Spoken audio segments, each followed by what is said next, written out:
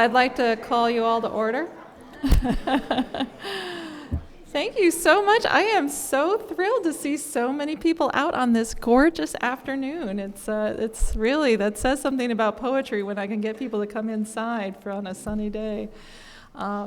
This is a true marathon of poets, and I am especially thankful to Major Jackson, who all he needs to do is send an email out, and here we all are. So thank you to Major very much for making this happen, and to Florence McCloud for making me get in gear to have you all here.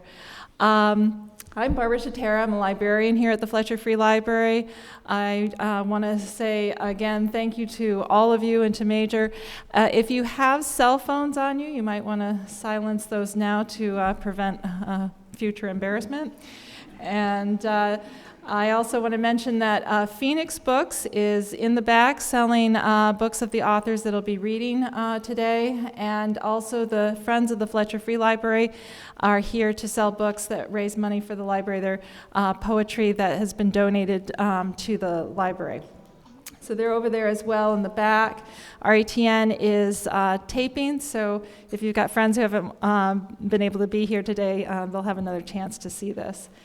I'm going to introduce, I'm going to have Major come up in a minute. It is sort of like a marathon. It'll be one person right after another, and he'll explain how we're going to run that. And for you poets, I'm going to get you water. So just so you know, it's over here. I put the first ones up here, so you'll have it. But I'll be filling this up with water for those that need it. And without further, it's all yours.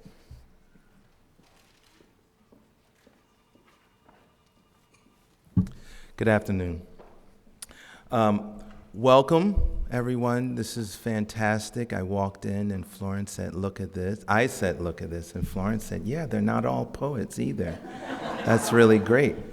Welcome to the first annual celebration of Burlington Poets, a National Poetry Month event.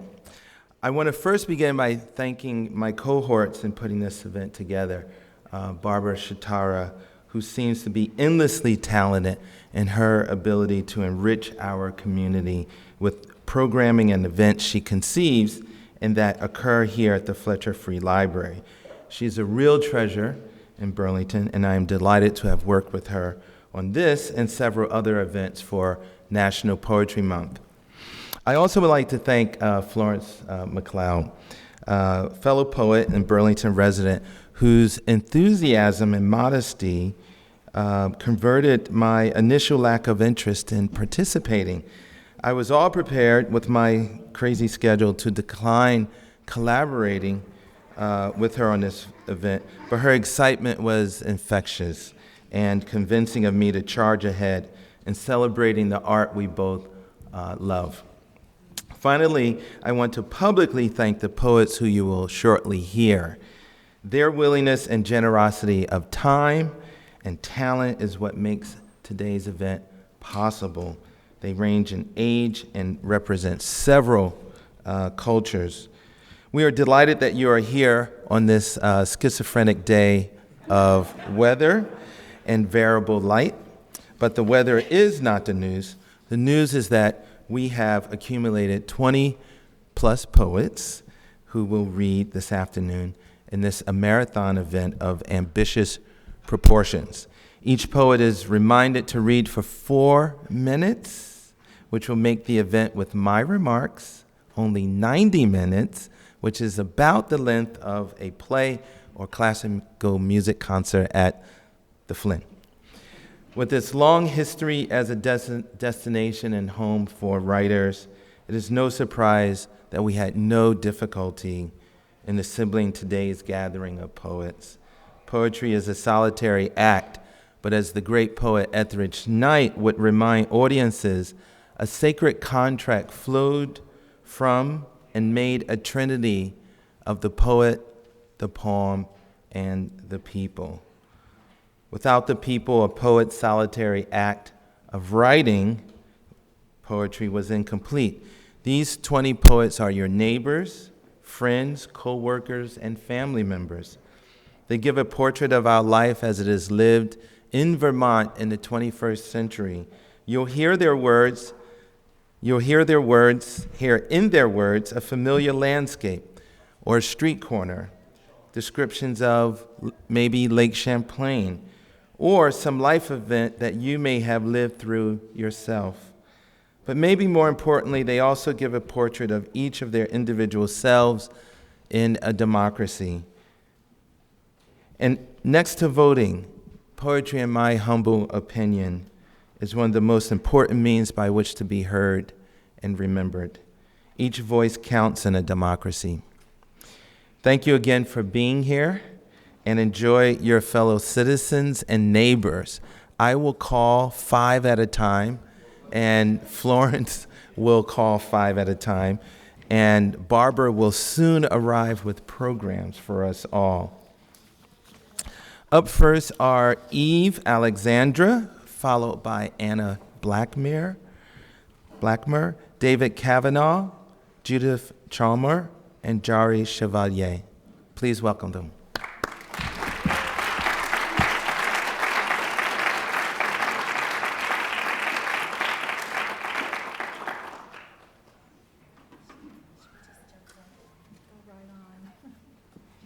Hi, I'm Eve Alexandra, and I just want to say thank you to Major and Barbara and everyone for coming. I feel like I should give a shout out to my poetry group because they've had something to do with these poems. Although the first one comes from, I have a friend, Bill, in Pittsburgh, and every once in a while we throw each other out a poetry challenge, and this one involved deer tongue, which was on the menu at Bluebird. Deer tongue. She wondered if a bird's wings could freeze midair. She wondered what sheep felt during the shearing. You could say they made love in the cornfield at the edge of the forest, the place where it all turned fallow and useless as memory. So what? So there were redbirds and wool tights and a plant not to be touched. She was back in the forest, rubbing the fine hairs of sumac between her fingers, against the crest of her cheek, the branches dough-colored and soft, the redbirds feasting on berries that could kill a small child. One afternoon in March, her brother's best friend said, "Do you like these tights?" ripping the seam between her legs. She liked looking up at the sky and hearing the tear. She wondered if a bird's wings could freeze midair. She chops herbs for venison and dumplings, sage, thyme, and tarragon. There is a hunter and a church with twin crosses at the top of the hill, pews worn and polished the color of brandy. The wood is full of music, of an organ and the prayers of those who have stopped believing. She would like to make him more than words, a 3-berry pie and a pot of stew, but she keeps her heart like a lost glove tucked in her coat. Her shoulders are bare and breasts white as doves that fly from a magician's cloak. The redbirds busy everywhere, making nests out of hair and the lost mittens of children. So what? What would it be like to have her hands in his beard and crush berries birds eat between their tongues? She folds and unfolds his handkerchief. This is what the odd drawer's for, to open, to shut. Some gifts we tie with ribbon, some we deny. The body bleeds away, and what's left behind?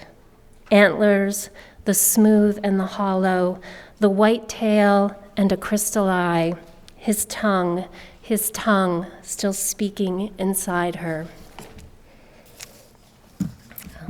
The next poem has its origin in, there was a show by essentially a blacksmith, a very fancy blacksmith of metalwork at Shelburne, at the Shelburne Museum, John Bisbee, and everything's created out of these giant spikes, and he had this piece, Thicket, which instantly brought me back to this memory of being lost in a blackberry thicket behind my house when I was little. And I could see my mother, I could hear her, but I couldn't get out. And so I had this fragment for a while, And I could never find the second sort of half of the poem. But then, when you're with your partner and you hear stories about exes, and some are good and some are bad, and then I just thought, I don't want to be a story someday. So, cruel, which is cruel like the needlepoint, and maybe something else. I'm cruel. I'm busy, blackberries everywhere, the birch tree like a white queen among them, the worker bees, the briars breeding furiously. Look at that fat jewel, the bramble, its blood sweet on my tongue. I don't care what they say. I can hear my mother in her pink halter top laughing with the neighbor. Sun caught in the ice of her tea sparkles across the lawn. She wears cutoffs and her hair like a child, 2 braids down the back. In an hour or 2, I will be lost. There is an old pickup knee-deep in what's left of the creek, both doors rusted open, as if lovers fled the water seeping in, mid-kiss, a hand on her breast, the lady's Sunday shoes and hem of her best dress wet. Oh, prisoner, oh, pretty miss, I know something about wanting like a kiss that cuts this way and that. There is a nest of thorns and a bird, a scavenger jay, blue as sky, as the veins singing inside me. See how he stitches, all scratches and feathers, his fine handiwork, cruel like a ruby collar around my neck. I want to make a pie. I want to eat the whole wrecked world, peel back the mottled pelt of the rabbit, how tender its loins, how tiny its heart. When you cry, your eyes grow huge. I watch the water pour as if from a cup. Close the car doors, lock them shut. Kiss me again and again. My thighs bury your nipples thorn. My best dress is all wet. The hem is torn. Someday, we will just be a story. That's what I'm afraid of. There was once a creek here, a creek and an acre of blackberries. There was, and there isn't anymore. Thanks.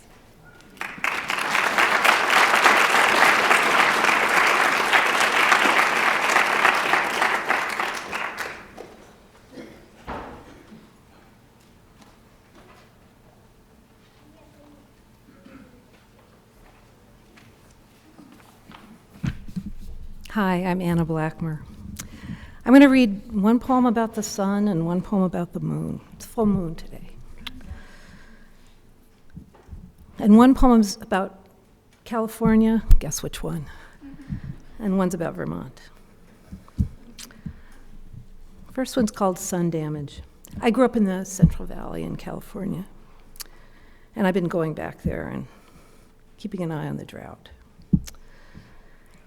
Well, there was the time I fainted at the 4th of July parade on J Street, and the time I went skiing in March and got second-degree burns on my face. I was only 13, I think. And the times I laid in the sand at Rio Del Mar or sat in the shallow end of the pool, just looking at my feet in the water, greenish as the lizards that come into your room at night in Mexico. Was I always running? The house was small, bursting with a kind of tension I didn't know a name for, and I would bolt out into the sun and dust with my arms held up in a V, as if I'd just won a sprint. My body seemed to me an instrument of light and change, and I could see the mountains to the west and to the east on a clear day. And most days were clear. I didn't go near the canals, forbidden by my mother, where people who couldn't afford pools hung out and drank Cokes and beers in the afternoons. I didn't cover myself with baby oil and sprawl, waiting motionless for adulthood in a bikini, like so many girls I knew. I was dying to get the fuck out of there, if you want to know the truth. My father and so many others had farmers' tans, sometimes with a line across their foreheads, white above, brown below from their cowboy hats, and the whitest shoulders and reddest necks you've ever seen. So many people had to work in the sun, all summer, 110 degrees and dry as a bone. I didn't have to do anything, as far as I can remember, but I was out there anyway, soaking it up. There was no such thing as sunscreen.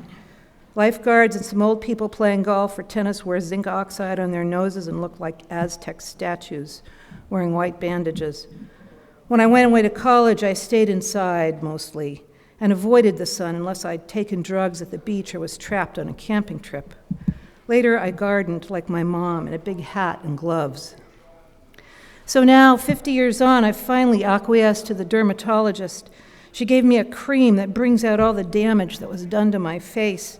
I'll spare you the hideous details, only mention the word chemotherapy, and this transformation, like childhood, seems to be something to endure. I can see it all, like a map of a place that's disappeared, only it's me that's gone.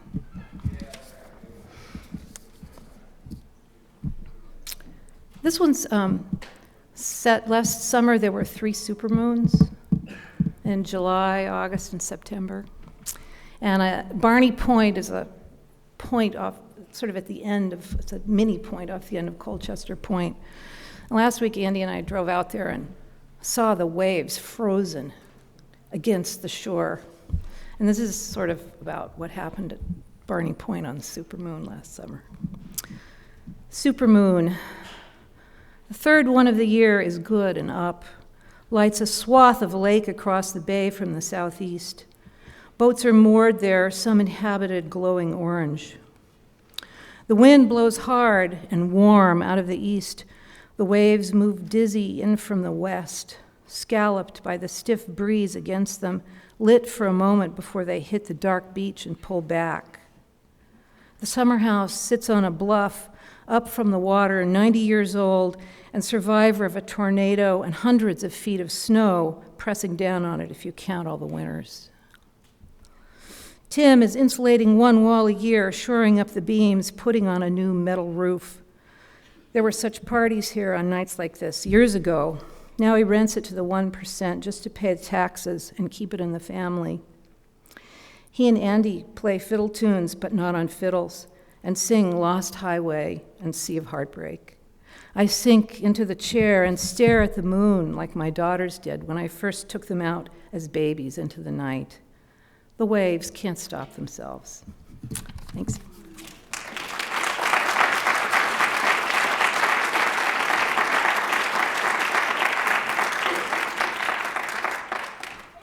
Hi, I'm Dave Cavanagh. Thank you, Major, Florence, and Barbara, for bringing us together like this. It's great. This first poem has a short epigraph. In 1991, he was found inside a glacier of the Alps. Seems he had been out walking. An X-ray found an arrowhead in his back. He was 5,300 years old.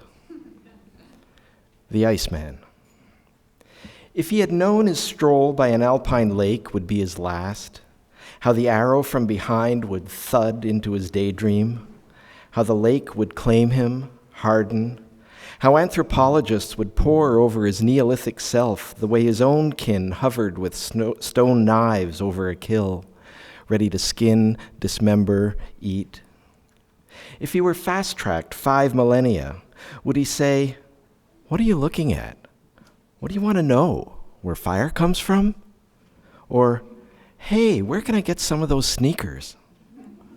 Or, "I am no source, I am an omen." The way one of us, blindsided, mangled by a muscle car running the light, might face the maker calmly, nothing more to prove, might say, "I don't want in, just want you to know what I've been through in case you want to learn something. You gods, such know-it-alls." Most of all, would he have wanted a word with his mate left that morning by a hearth? What tenderness, what worry might have furrowed that big brow?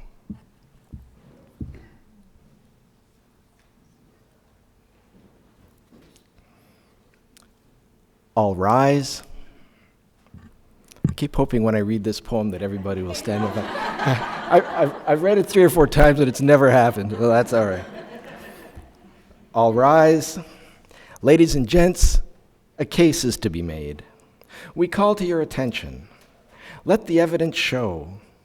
We hereby call to the stand. We call Herr Otto. We call King Cole.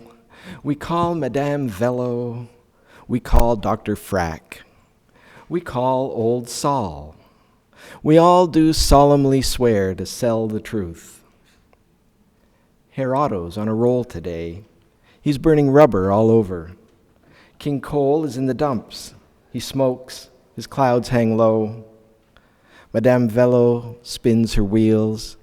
She says it's very simple. Dr. Frack assures and assures. He knows the drill. Old Sol quietly collects himself. Members of the jury, you have your instructions. The facts are clear. They speak for themselves. Ignore the clamor in the lobby. Take a deep breath if you still can. Don't mind the heat. The choice is yours. We await your verdict. Finally, the sentence, as you know, will be handed down. Thank you.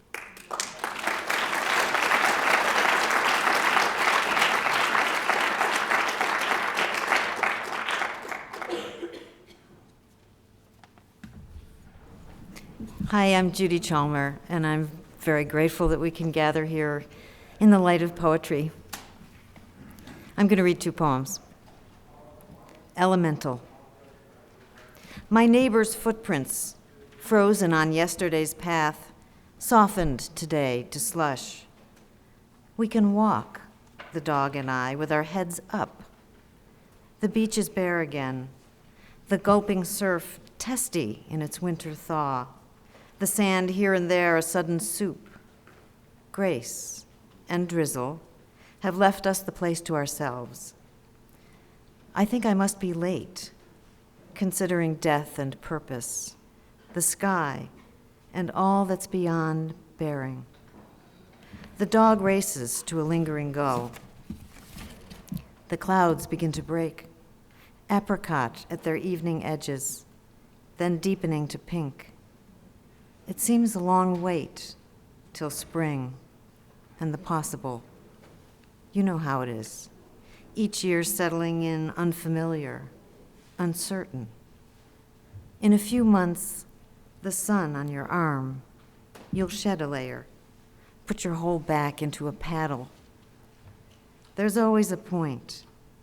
Your boat slipping from shore, the air sharp, the lake still, too cold for swimming, the woods full of moss and fungus, when suddenly you're breathed into the world's determined lung, and there's nothing beneath you but a whisper.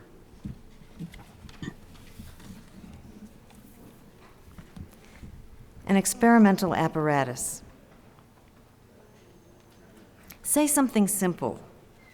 The marsh grass grows brittle, and already the past leans forward, and the way ahead is choked.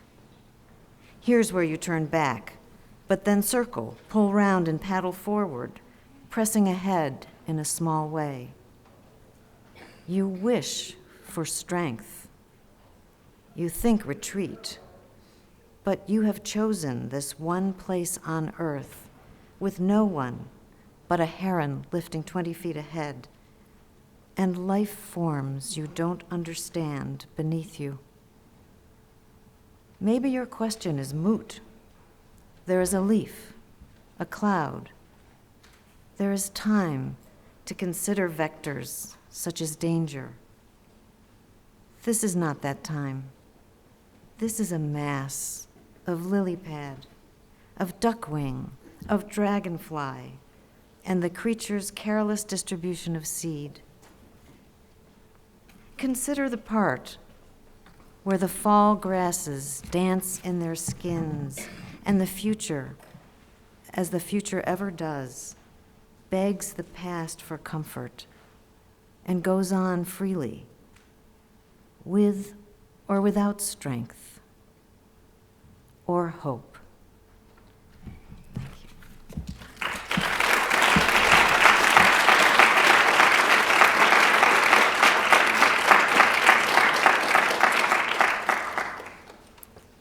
everybody.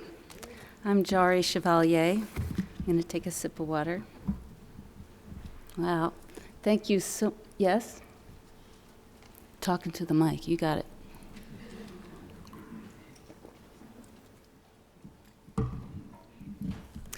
I have 3 poems for you today. The first 2 take place in India, and the last one is on a golf course. Desire. I stand at the wall of piled stones with my tape recorder and camera, watching the swathed woman beat earth clods with an iron mallet. Constantly startled and stung oxen yank a hewn plow, the bent man's authoritative grunts urging them, bells playing about white, muscled, yoked necks. What had I wanted? To save them in a pocketbook, bring them back like a spice or something to say into candlelit faces for myself? I am still, stone, smell the dust on me.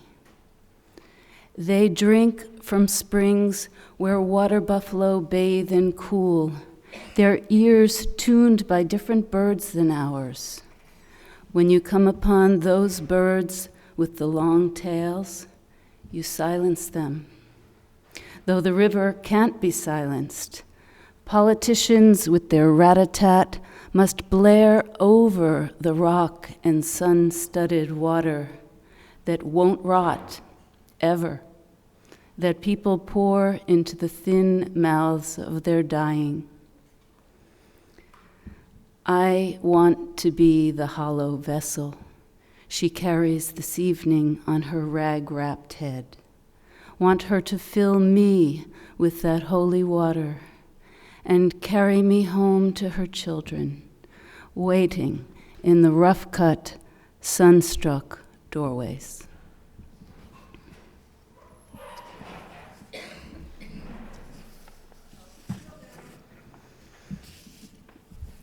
In Rajnii, India, I crushed the rice over and over with my feet, holding on to the pole rig, loosening grain. Laughter like bells from open mouths. Their posture says this dance leaches calcium from human bones. Yet the air ripples with local joy, this knowing what to do that seems forever beyond me.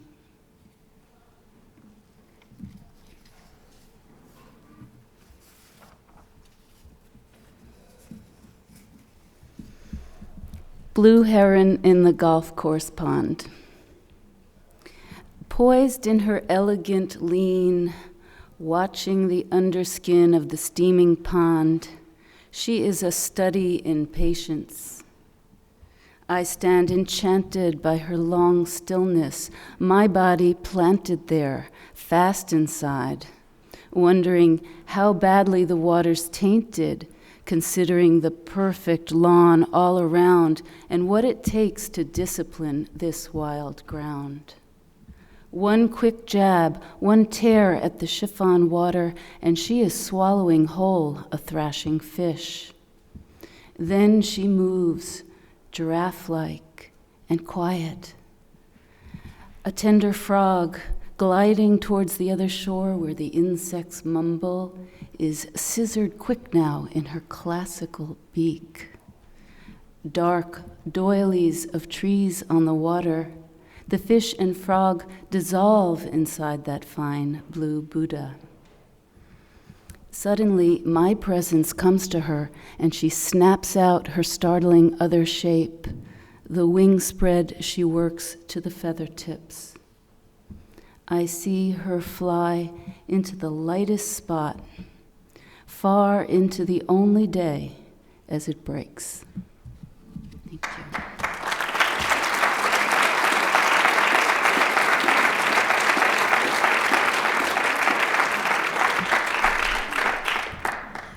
Before reading the names of the next 5 poets, I'd like the poets to know there are glasses of water down here if you need a sip before reading.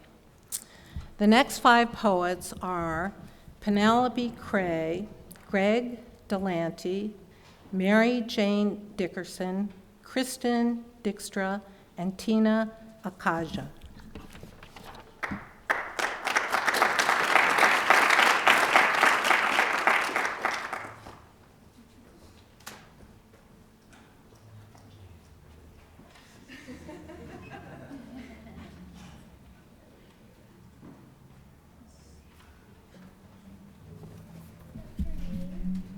Hi.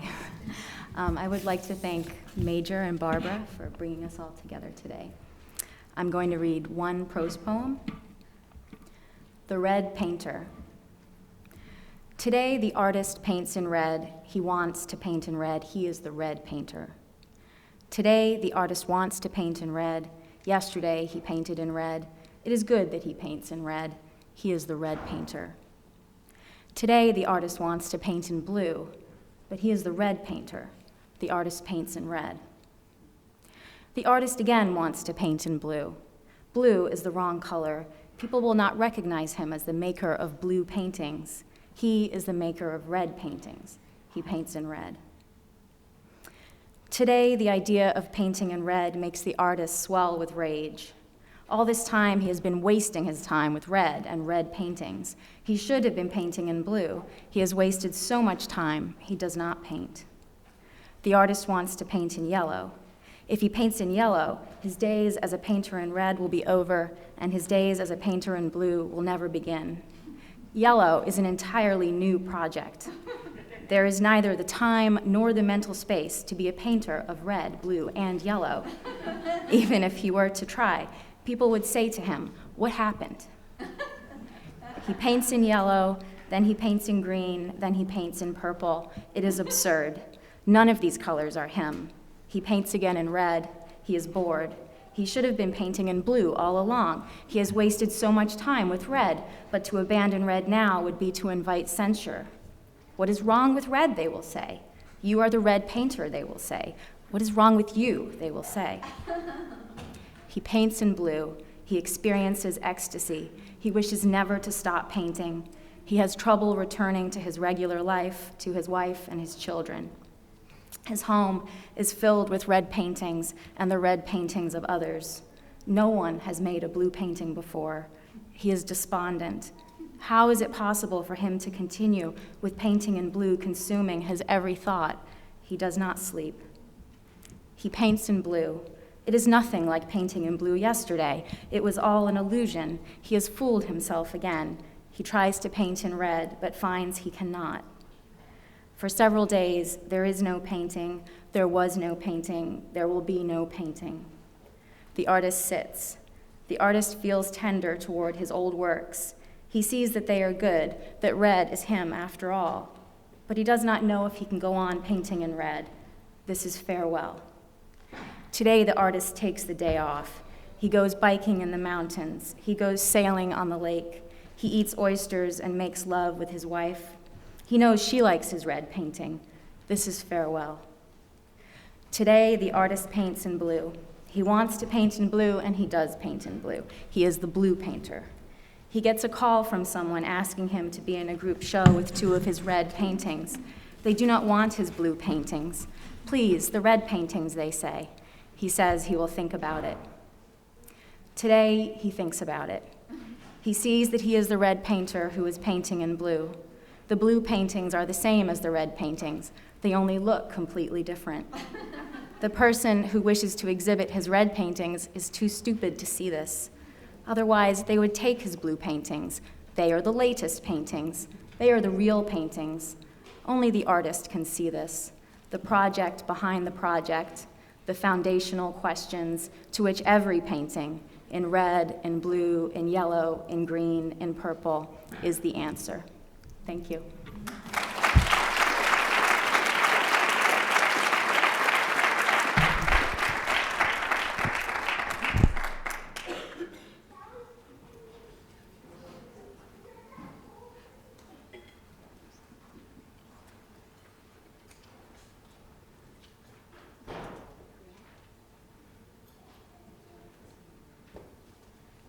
make it?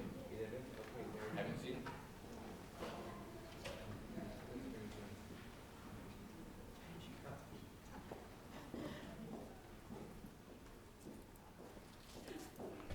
I'm sorry Greg is not here. I had looked forward to hearing him. I'm going to read 2 poems. The first poem in the first book, the last poem in the last book. And the longer I write, the more related my landscapes of North Carolina and Vermont become. And I'm very interested in what these landscapes yield about histories, the joyous histories and the painful histories. The old place. My father tells of the April his parents moved 4 long miles from the old place into town, while he cried in the wagon all the way to Cameron, sobbing that Saturdays would no longer be their day for going to the store for sugar, flour, coffee, and a bag of penny candies to share with Jack and Flora during the week to come. In passing years, the old place has long exposed its crooked shutters and blistered clapboards to all the cars along the road out front, cars filled with none who can recall this as the Ferguson place, where generations lived on that muster ground for revolution in North Carolina's gently rolling sandhills, and later kept alive their tales of civil war. Then meager crops and one gaunt cow barely fed the women and children who early learned to wrap their arms and faces in tattered strips of rags and stockings against the noonday sun, while they hoed and harvested small patches of corn, turnips, and collard greens, until the day their men returned from faraway battlefields to plant hoarded stores of cottonseed. Now, from town, we make our own return once or twice a year to walk down the slope behind the kitchen wing to visit the spring out back, where water always bubbles up, even in the shimmer of July's thick heat. There, Father stoops to scrape aside glistening layers of decomposing leaves, then cups his hands for us to drink, water as cold and clear as if this spring tapped into the very nature of things, the very center of things. I misread that, sorry.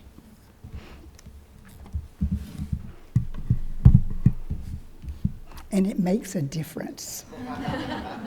So remember, not nature, but center. This poem is Bodies of Water. Bodies of water flow from springs and rivulets, seeping into streams and creeks throughout the length and breadth of Vermont's landscape, mapping stories of habitation, plant, amphibian, insect, and mammal, from a watery system of veins and arteries, ponds, lakes, and rivers that branch outward toward the Great Lakes, northward, then link the St. Lawrence southward to the Atlantic, joining and spanning a continent. Bodies of water are stirred into meandering migration by beaver as they gnaw saplings, fell them into piles, then drag them into nearby ponds and low-lying wetlands, building snug underwater houses engineered for strength, cemented with wattles of mud and sticks. Beaver thinning forests, preventing floods, to give a continent its bounty of groundwater. Bodies of water, their origins in once mile-high glaciers, reborn in kettles, deep ravines, all glacial depressions formed from massive, hardened weight of ice, dragging itself over Earth's surfaces, scooping out indentations, containers for bodies of water named by first people, Winooski, Memphremagog, by early settlers and explorers, Lamoille, Champlain, then those named by migrating families, the places they claimed as home, the Lee and Brown Rivers, Joe's Pond, Shelburne Pond, and Lake Willoughby. This mapping of human habitation in the naming of watery places, a meandering migration into recorded history. Bodies of water lie deep underneath the earth in aquifers like the Ogallala, that giant storage tank created millions of years ago from ancient vanished rivers, channeled by stony pieces of glacial upheaval, with water percolating from saturated gravel, long tapped to fill springs and wells, quenching thirsts and irrigating fields planted to feed a nation. Underground bodies of water stretching for thousands of miles in finite supply, yet life's blood of all that lives on the surface. Following a long dry spell in late July, when rain finally comes, a farmer removes his hat, steps off the back porch into pelting rain, lifts his face and arms, reaching skyward, body arched as if in prayer, and closes his eyes against the fast flow of water, his mouth open to receive what nourishes and sustains. Thank you.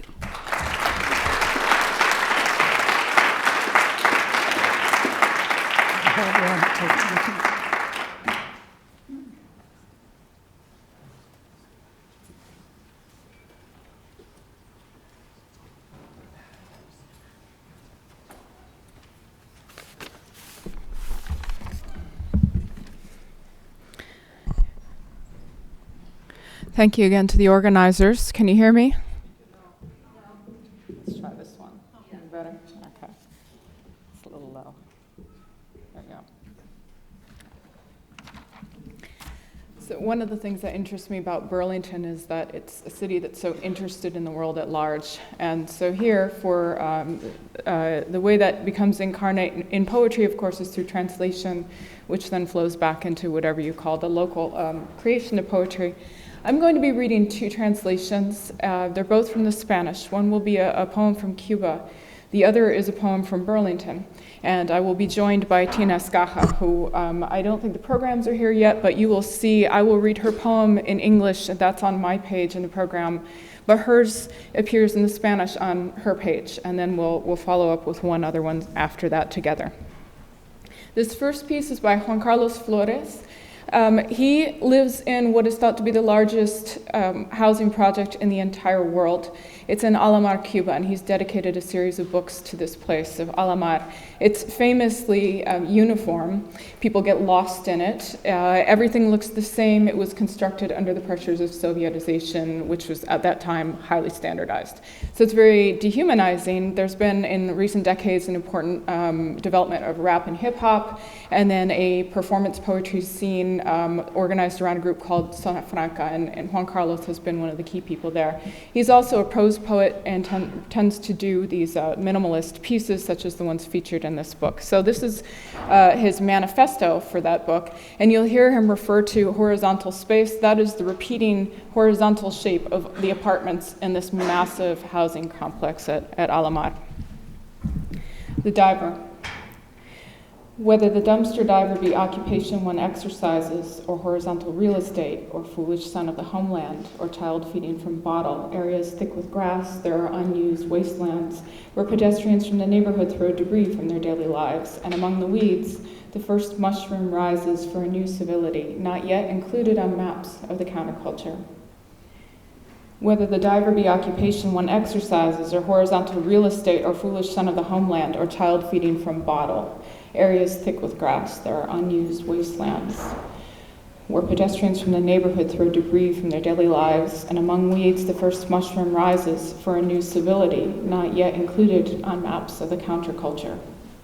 Whether the diver be occupation one exercises, horizontal real estate, foolish son of the homeland, or child feeding from bottle, at the appointed hour when they call my name, I will not respond. Okay, the second one is called Space Sickness. And do you want to come up with me? Okay. Do you want to read yours first? And then I'll go. Okay. Yeah. So I'm Tina Escaja. And I would like to get this. Is this possible?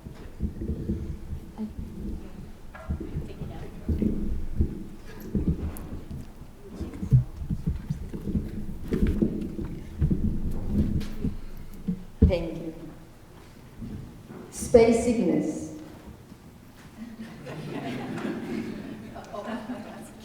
Síndrome de adaptación espacial. Desubicada siempre y en perpetuo movimiento. El traje espacial inadecuado y ajeno al conflicto entre mis sentidos y la orientación frágil de mi cuerpo en volandas.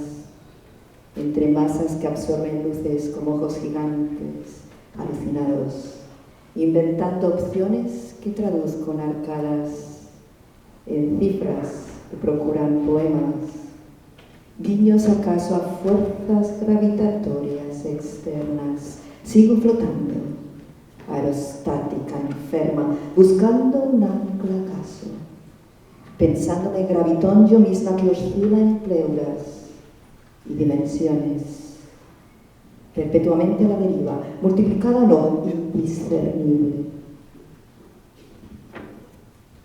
Detectable apenas en fricción de vocablos, materia oscura acaso, inadaptada y curva hasta el abismo y náusea de un mar sin bordes.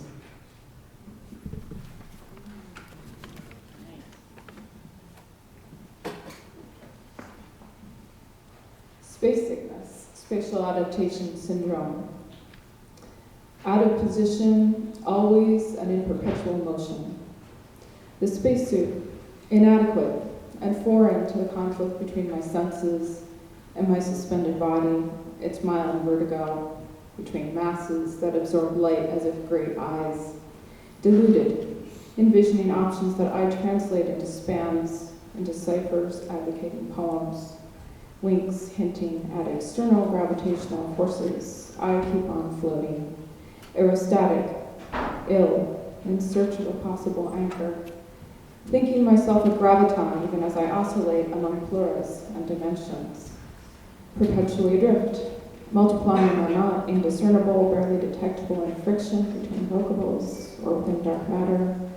maladjusted and curving into the void, into the nausea of a limitless sea.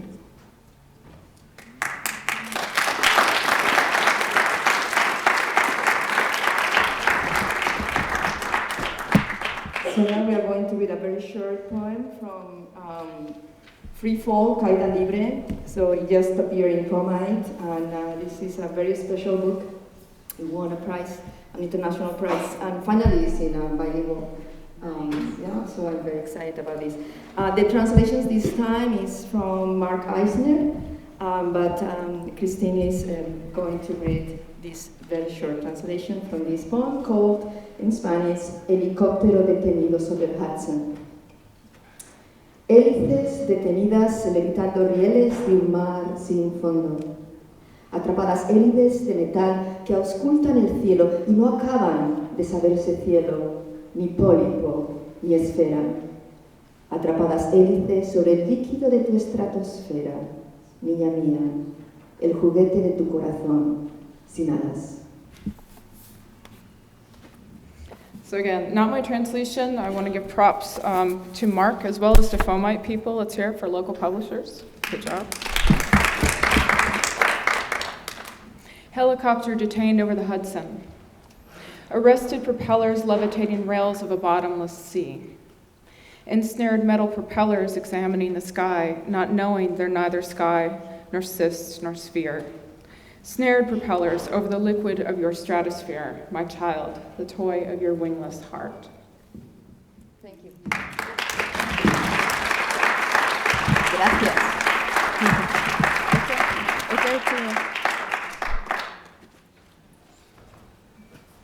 Excuse me for being late.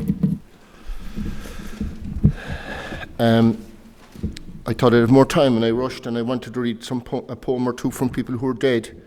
But who lived in Burlington, like John Ingalls and Garlieb Flam, and some people who lived in, and it's a pity they're not here. So I'm not remembering, like Alan Broughton anyway. So, but I hadn't had time to look, so you just have to put up on my poems. The first story. These are all short poems, 3 of them. The email telling a friend we're not too bad, considering the state of the world. Crosses the Atlantic with the touch of a key. The leaves of an evergreen blow like a shoal of emerald fish returning to the same place. A cardinal in his scarlet robes pecks the feeder. The bells of the Angelas ring from St. Joseph's. The angel of the Lord declares unto Mary, the infant God of my childhood is back on earth again. The one I've ceased to believe in. The lifebelt that keeps believers afloat in the storm of being here, issuing tickets to the hereafter, ever since that episode in the garden. The tall tale of our banishment, concocted by some storyteller who'd be so flummoxed we've taken it for gospel, he'd simply say, look around you now. Behold the garden. This is the one I think, if they were printed out, the patient one.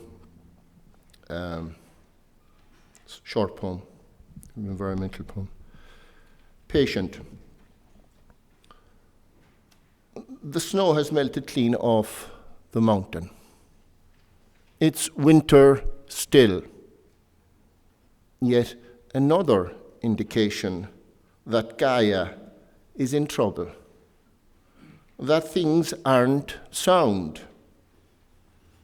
The rocky mountaintop shines like the bald head of a woman after chemo who wills herself out of her hospital bed to take in the trees, the squirrels, the commotion in town, sip beer in a dive, smile at the child ogling her shiny head, wishing it didn't take all this dying to love life. These are poems from book 17, the Greek anthology, but it's made up. It's all my own poems, but they're all supposed to be by made-up characters, but I'm not even going to go there right now.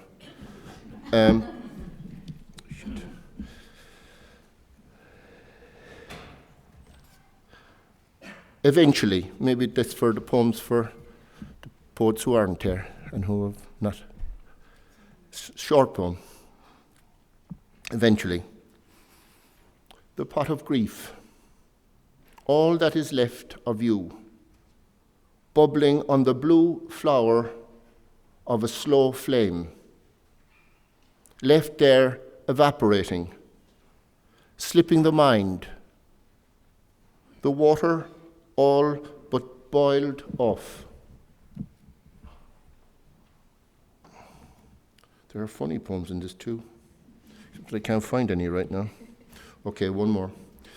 I've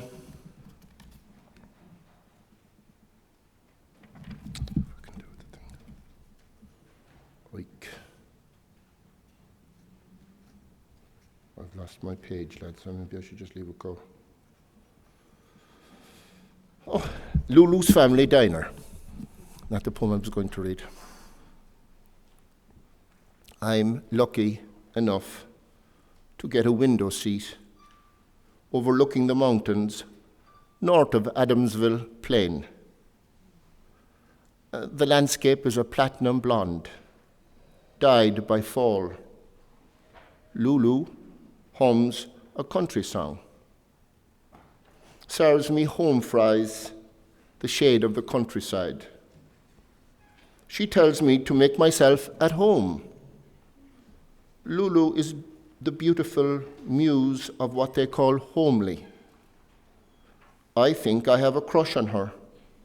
She returns, asks if I want a refill. I tell her the home fries were the best ever. This makes Lulu, lonely Lulu, lovely Lulu, happy. Not many can say they made a muse feel good. Not many can say a muse called them honey.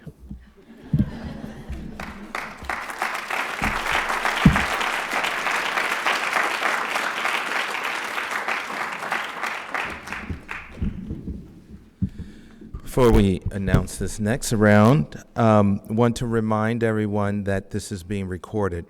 This is the audience mic. This is the RETN Channel 17 mic. Yes.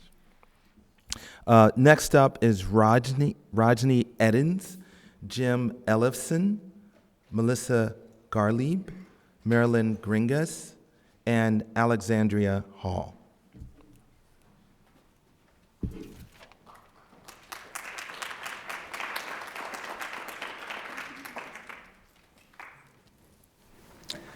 Good afternoon. It's an honor to be here to share. My name is Rajnii Eddins. I'll be sharing 3 pieces. It's a sacred place for me, so this first one is an ode to Fletcher Free. Dear House of Stories, you house our stories. You hold so many tales of the head and heart on and off your shelves. My story has joined with yours, and now it sings a song.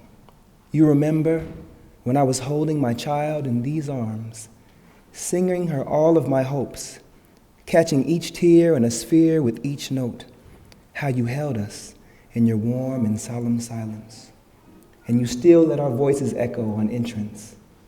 Now, whenever we traverse that sacred boundary, our voices become tinged with reverence. And you still have room for our children's laughter. I love your nooks and crannies, where the beleaguered and winter weather-worn go to nest, finding brief respite from living storms and their own torn pages. Carnegie spoke of you, an oasis in the desert, he called you. Still, I wonder if he ever knew how sunlight would stream majesty through the eye of your colored glass, how librarians would trace their own stories, and oh, how the poetry would ring, bounding off of autobiography and fantasy, reverberating through encyclopedias, cookbooks, and fables. You, safekeeper of imagination, childhood's angel. Last week, I blew bubbles into magic memories, watching puppets dance, no strings attached.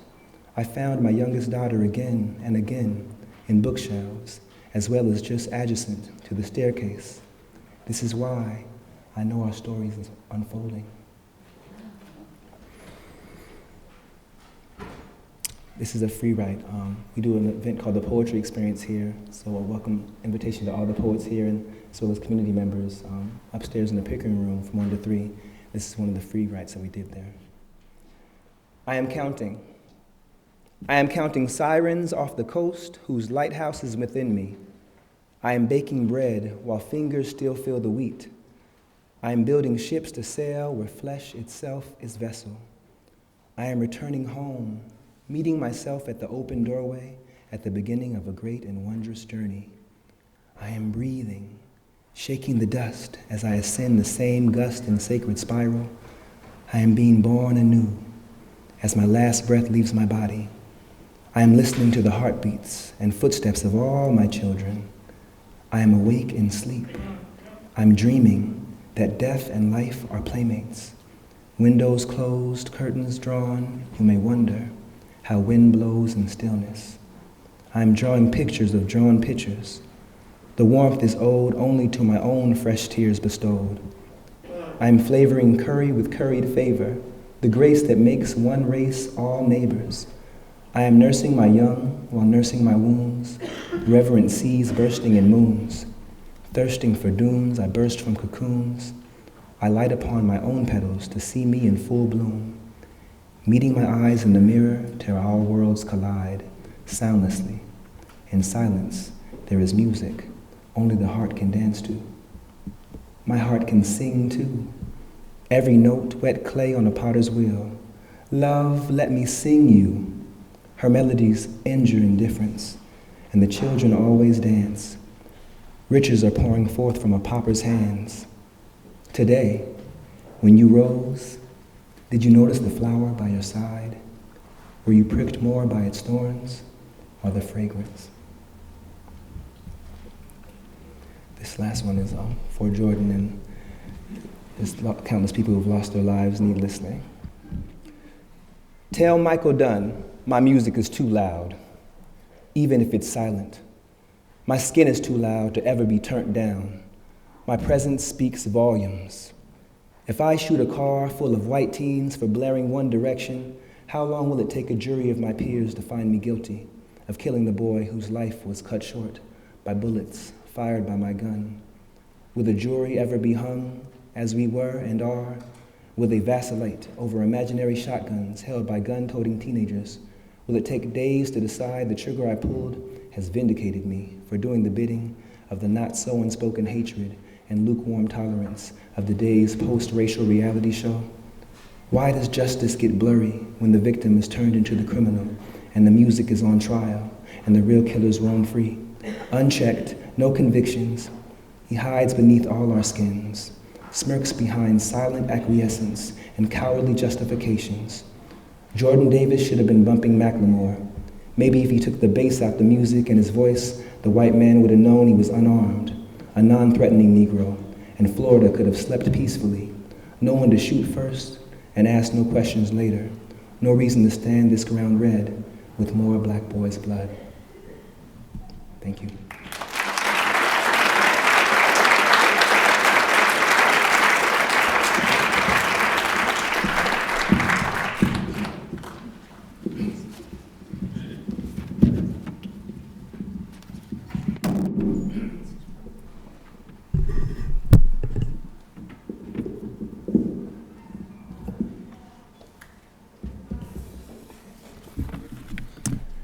Thank you, Major.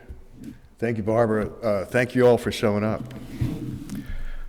This poem takes place in 1968, years and years before most of you were born. It's called The Entire Ninth Grade Contra Dances at Carol Waddington's 14th birthday party. Ed Marshall wore a 19th century designed peasant dress that was bunched just inside her snowy shoulders. Ann was my original partner for most of the evening. And I kept thinking that dress didn't stand much of a chance staying up if we met with focused resistance. But Ann's dress wouldn't be falling for some guy into a pool of paisley rayon anytime soon, nor would anyone else's. Someone said the caller was Carol's Uncle Jeff, and there was a family resemblance considering his thin, lanky, gallinaceous frame. The man had a huge grin, and whenever he stepped out to do a demonstration, the top of his head reflected the immense chandelier of the ballroom. Jeff had a pair of silver and black cowboy boots, and wherever he went, he just floated. I want to say moonwalk, but Michael Jackson wouldn't moonwalk for another 15 years. Michael Jackson was still a little kid. Michael Jackson was so young, he was still black. And Martin Luther King would live for another 2 months, unlike Carol's mother, who died of leukemia 2 weeks before the party. And then there was Carol, who during the numerous punch breaks stood blank-faced next to her father. I've seen that look before on kids when they didn't make the baseball team, or the ones left standing in musical chairs. I remember Carol's father always had his arm around her, but I can't remember what she wore.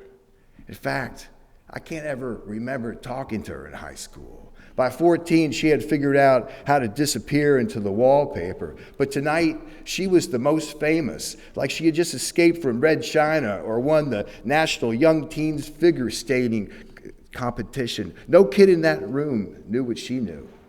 My mother told me on my way out, "You say something nice to Carol Waddington tonight, and you let me know what it is when you get home." But I didn't have much of a chance to do it. Even during the numerous punch breaks, Uncle Jeff would amuse us all with rope tricks. The room's high ceiling was perfect, and that man was one ball of fire. But he had to be. He was trying to sell the Virginia reel to a room full of rockers, and we were ready to diverge at any turn. Over ginger ale, Ann and her pals would be mimicking Jimi Hendrix playing guitar behind his back. Ann had just bought Electric Ladyland and already knew most of the words. For my part, I had long, curly blonde hair way over my collar. Still, when the band started jumping, the place exploded with stomping and howls. And yes, Jeff traffic controlled us through the Virginia Reel, the Texas Star, Golden Stairs, the Lady of the Lake. But we ended the evening with a traditional French-Canadian La Bastonnais circle dance, where everyone passes off a partner. And I did get a chance to dance with Carol, who was like a butterfly on her feet, having some of that contra dance family, I guess. And when it comes to swinging, that girl was airborne. I had strong arms for a kid. I've been working on hay crews, could throw an 80-pounder 5 feet over my head. So I gave her a toss, but Carol launched herself. Did a 360 without touching the floor, winged or cabled, I don't know, way up there past the chandelier, through the roof into the clear, starry, blue-black midwinter night sky. And I felt it too, that time when the world wants you more than you want the world. I swear to you, she was on her way. She would have visited intergalactically, represented Earth at the United Confederation of Astrophysical Beings where mothers never died. And flying antenna mongrel dogs spoke genial, theoretical quantum mechanics. Everybody's ears would be pointed and they wear cool, high-collared space clothes. No musical chairs, no wallpaper, no insolent Jimi Hendrix impersonators. And Carol Waddington would have made it if I hadn't pulled her back down. She would have left that night, and all that ginger punch and Virginia Reel and silver boots in the world couldn't bring her back. Carol was almost smiling when she landed, that inside joke smile that I've got 3 aces and 2 kings and you've got nothing smile, smiling like funny was part of her original DNA code. And she could wake up with those halfway grins for the rest of her life without ever revving up. Carol was still smiling when we all queued up to say so long, thank you, and good night. But by the time it was my turn, Mrs. Marshall arrived to give her a hug that was a little too long and a little too tight. I did get my chance to shake hands with Mr. Waddington and Jeff, who reached out and squeezed everybody Bob Dole style with that left hand because he was holding the coiled rope in his right. Thank you, Mr. Waddington. And I am so sorry, I said, and then watched his face go underwater for a moment, and then come up, bobbing, yes, thank you, James. It was great having you with us. I walked out into the cold blue-black and got into my mother's cigarette-infused country Squire, and she quizzed me for details on the entire ride home, referred to Ann Marshall as my little friend, and made her laugh about Jimi Hendrix and Uncle Jeff. And I told her I said I was sorry, but not to Carol. We both had to endure that silence for a while. But I didn't know anything about being sorry. But I do now. And I want to tell you, Carol Waddington, you could leap, smiling girl, kick it higher than anyone I've ever seen. You could have been the great intergalactic representative for Earth. You could have been able to put your arms around every green aurora borealis, blank-faced wallpaper girl, boy, or flying articulate Andromeda dog, standing outside of a circle in the entire post-Big Bang universe. And I'm sorry you never got to wear cool, high-collared space clothes. I'm sorry I pulled you back from the blue-black starry night and the immense crystal ballroom. And Carol Waddington, I'm sorry you lost your mother.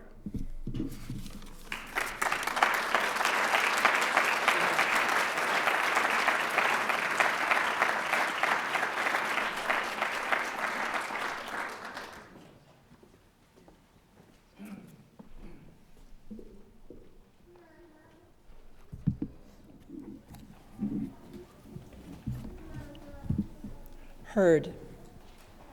On autumn's first cold evening, I find my hat in parka sleeve, and cattle crowd the electric fence as I approach with too few bruised apples and unsettled belonging. All black mass in the dim, I hardly see their eyes glint. A few lows break from dense breathing. Now among some fence in me is suddenly slipped, and I join, out loud. That ribbon of highway I saw above me, that endless skyway. Calves freeze first as if remembering, as if saddle songs reside in one of four stomachs. A kindergarten teacher once told me he wooed his inner simpleton each day. And as this may be the only song these beasts will ever hear, I lilt longer, wanting them to know sweetness before stun. They all then, these 60 or so brick beef Angus, advance hooves to my mezzoforte. Suddenly conscious and afraid of stampede, I turn homeward, humming to placate. One bull follows the line to enclosure's edge. I receive his seeing, long bovine pleasures of pasture and herd, hours arriving and arriving with jaw of yellow bird's foot. Can you tell us your name and read closer to the mic, please? Yes. I am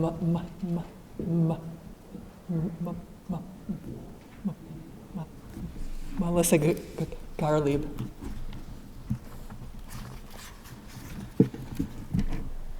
Handing out apples in Eden. She wore red silk to her own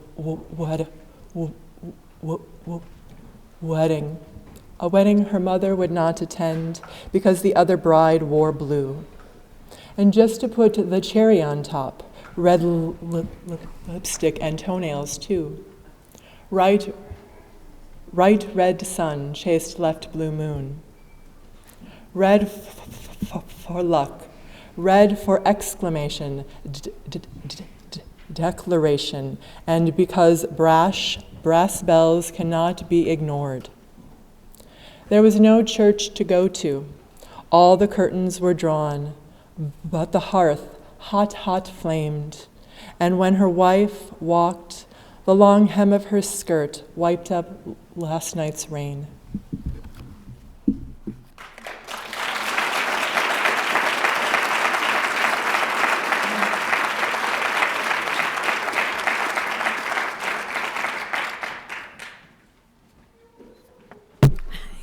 Thank you.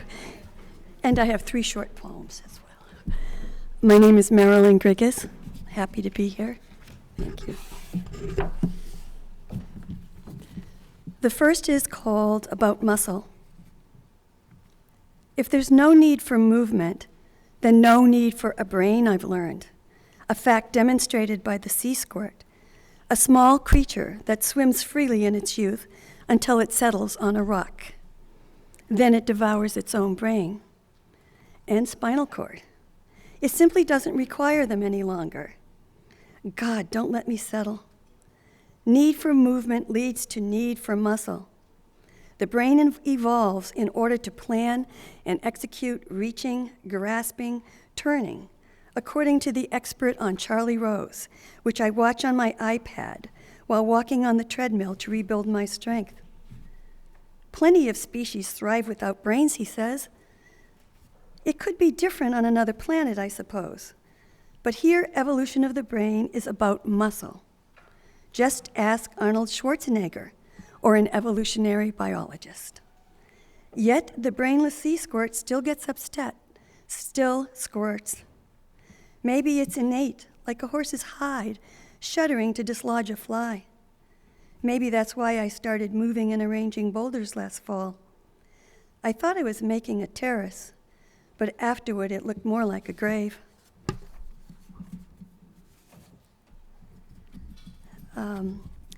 Looking up from bleak headlines at these friable trees and earth parched beneath an overburdened sky, sky like a mother with 5 children and no money coming in. All day I've been building a chassis for thoughts, but the innards are at the shop for repair. Touch the key and there's no give, no give. Chassé, chassé, so bleak the day, no give with this word salad mind, its slivers of dreams and bad news, its hunger and heady belief that sky is its hand mirror, handmaiding, mother. And so when sky pulls close her stony coat, fragments spill from holes in her pockets, raining down on me like meteors. The third one is a prose poem, Free Will with Small Yellow Truck. For half an hour, I've been speaking in the voice of a small yellow truck whose wheels move across the coffee table at my will, just as my will moves at the whim of this 2-year-old prime mover, who, I've just read yesterday, is scripted by the laws of physics, as he learns these laws through his moving vehicle, a red bulldozer with large black treads, rolling next to and sometimes over my small yellow truck. I've been speaking as a truck for so long, my appearance has transformed. I back up and turn. Neuroscientists say no to free will. Shakespeare says we're merely players, his many sad twists of fate, coincidences, happy and tragic. Will I ever write again? It won't be my fault if I don't. I'm busy following a bulldozer who's driving slowly across the coffee table into a cardboard garage. I park next to him, but not for long, because motion is endlessly fascinating. I've just forgotten why. I want to glance at his intense little face, but if I lose my place, will I stall? I follow him to the other end of the coffee table, where a blue box with a tasseled lid reigns. He will park there and want to open it. Thank you.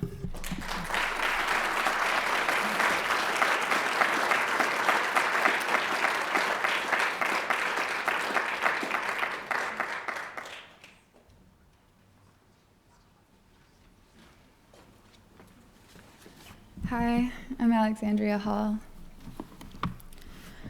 Slumber Party. The string of lights by the shade gives 2 silhouettes away, 2 bodies, or the bodies are 2 shadow puppets at a junior high school slumber party. When the girls snap their fingers, the shadows are dancing. When they clap, it means they're fighting. When they pull back my hair and say I'd make the prettiest boy, I feel pride like the meat of a peach with a cold pit. One girl points down the night at Hospital Creek where the ghosts are. One girl knows how to walk in heels. I know the American goldfinch has a contact call birders then liken to singing potato chip. I'm here, where are you? I've become pretty well acquainted with the firmness of a grip, at least how I imagine it from the image on the blinds. When the two shadows touch, a clinking sound. When one girl steps away, all the other girls hide, and returning, I'm as soft as a dropped apple rolled into the center of the empty room. Test 1, 2. Testing 1, 2. Are you there? Potato chip. They're twisted up laughing. I don't laugh. I watch one last shadow. This one looks like a tree being felled. When the girls shake with laughter, a rainy breeze slaps through the leaves. When they sleep, the tree is chopped down into firewood. When they leave in the morning, branches scrape the window. Two pale fingers part the blinds. This one was written after a couple of people in my family had some cardiac issues. It's for my stepdad. Good beast. In the cardiology unit, while staring at the ultrasound screen, your undulating innards seem pastoral, like a grainy image of the moors, and through the quivering heather, a clumsy sheepdog pants and bounds, its tongue hanging sick with the heat of a long day's work. I want to smooth my hands over every puckering valve, wrap my arms around its measured wobbling. I want to call good, stay, press my face into its mass while it tears into the soft peat. What an ungraceful thing, the heart. Mere beasts beat in our heavy breasts. And after all the mysticism we'd awarded it, here in this stark room, only the diligent muscles. And this last one is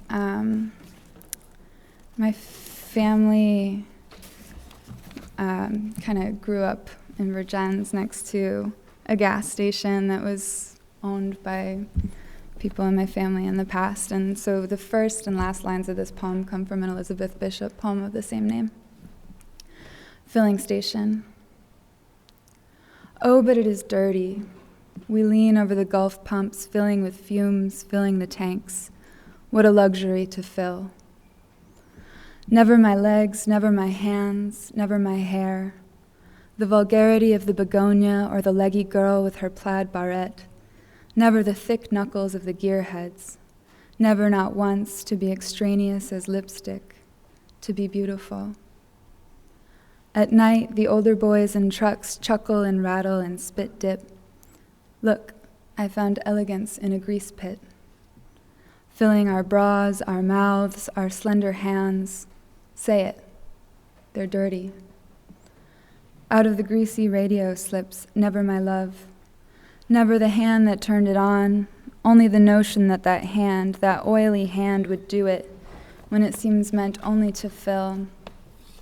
And fill, unlike the highfalutin chisel that gives a chuckle, a giddy snort. And oh, so adorable the poor and their deplorable decor, filling our beds, our bellies, our back seats, filling even this. Who'd believe it? Look, somebody loves us all. Thank you.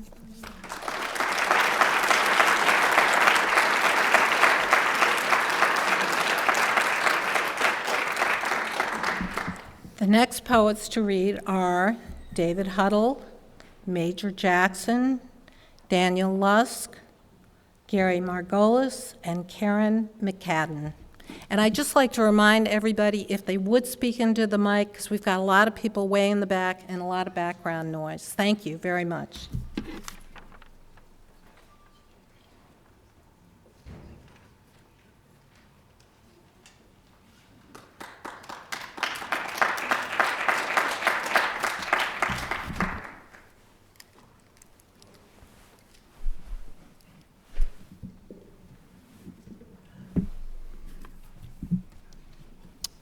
I'm going to read 3 pieces about somebody named Ms. Hicks. And she has a first name, Hazel, but I don't think I learned that from her until after I'd written these poems. But it's okay, I think, with her if you know her as Hazel. I have to speak of her as Ms. Hicks here. Ms. Hicks gets a trumpet FedExed to her front door. "Present for you," says the note that comes with it, "to replace that old trumpet you played in high school and I broke. Maybe now you can forgive me." No signature, and Ms. Hicks can find neither a name nor an address. Bemused, she extracts the horn from its case, waggles its valves, sits with it turned up on her lap, the way they did in band practice. She remembers the girl who snatched her old trumpet and cracked it across her knee like a stick of kindling. Then she handed it back and smiled at Hazel, as they called her then, and walked away. Ms. Hicks can't remember why the girl did it. She's not about to put this mouthpiece to her lips. She sits very still and holds the horn correctly. "I forgive you, Ronnie, or Bonnie," she whispers, "whatever your name was."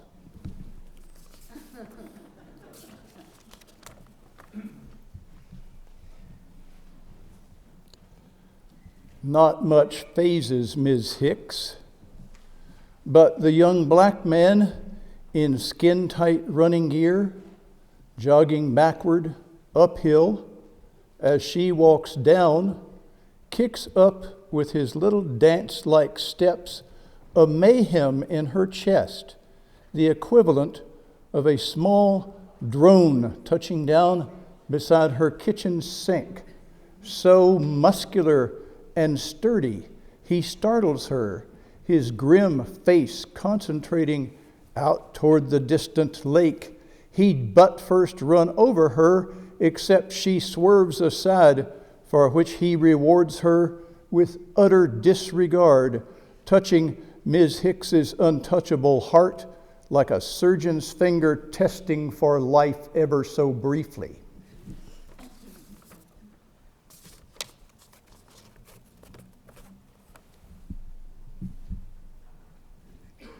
Ms. Hicks realizes effigies please her, though their art or lack of art doesn't much matter.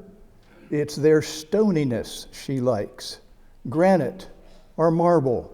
She prefers heroic athletes, males with rounded buttocks, worthy of Percherons, female sweeties who modestly cover virginal breasts and nether regions, or perhaps posed as archers. But Ms. Hicks turns ecstatically silly when she encounters stone alligators, turtles, or even bunnies she has been heard confiding in them or beseeching whatever deity it is that looks over them. "Oh, please let me be one of you, make my life, my next life be brainless and still give me a garden fountain, old trees, shade, some grass, and a very few visitors to smile at me before going somewhere else." Thank you.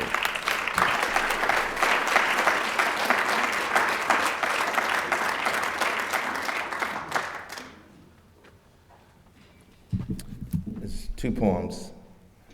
Enchanters of Addison County. We were more than gestural, close listening, the scent of manure riding its waft on the leaves off Route 22A. By nightfall, our gaze flecked like loon cries, but no one was up for turnips, nor other roots, not least of which the clergy. Romanticism has its detractors, which is why we lined the road with tea-lit luminaries and fresh-cut lemons. We called it making magic. Then stormed the corners and porches of general stores, kissing whenever cars idled at four-way stop signs, or sought grade A maple syrup in tin containers with painted scenes of horse-drawn farmers plowing through snow. The silhouetted, rusted farm equipment gave us the laid-back heaven we so often wished, and fireflies bequeathed earth stars, such blink and blank and bunk-a-bunk-bunk. And of course we wondered if we existed, and also too the cows in the ancient pastures, and the white milk inside our heads like church spires and ice cream cones. Even after all that cha-cha-cha, we still came out of swimming holes, shivering our hearts out. Fish and wildlife. I'm just, after 13 years, starting to write poems about Vermont, as you can hear. Fish and wildlife. The lake's cold shacks of ice fishing anglers speeds by like homeless shanties. This is North Country, where a cabin's fireplace wears moose antlers, where the mesmeric drift of snow snakes Route 30, sending a chalk-white F-150 plummeting into a ditch. Icicles above Stewart's hover like liquid spears. A shawled neighbor in silhouette could be a witch, but you believe in the company of man and seek a cold beer in the crackling fire of a bar up the road whose patrons talk of deadly snowmobile accident steams its front window. Gossip turns the evening darker, and the nation might as well be this small, shadowy room, half in hunting gear, eyeing the blonde whipping some boy at a haloed pool table. Outside, a grumbling snowplow barrels up the street like a middle linebacker. A truckload of modern furniture sits in the parking lot. Yep, someone says to a Bruins loss. Yep, should have won that one there. The almost bare streets seem clutched in ice, wind dusting up crystals in orange streetlight. Elderly men in Franklin County dream of being touched. Thank you.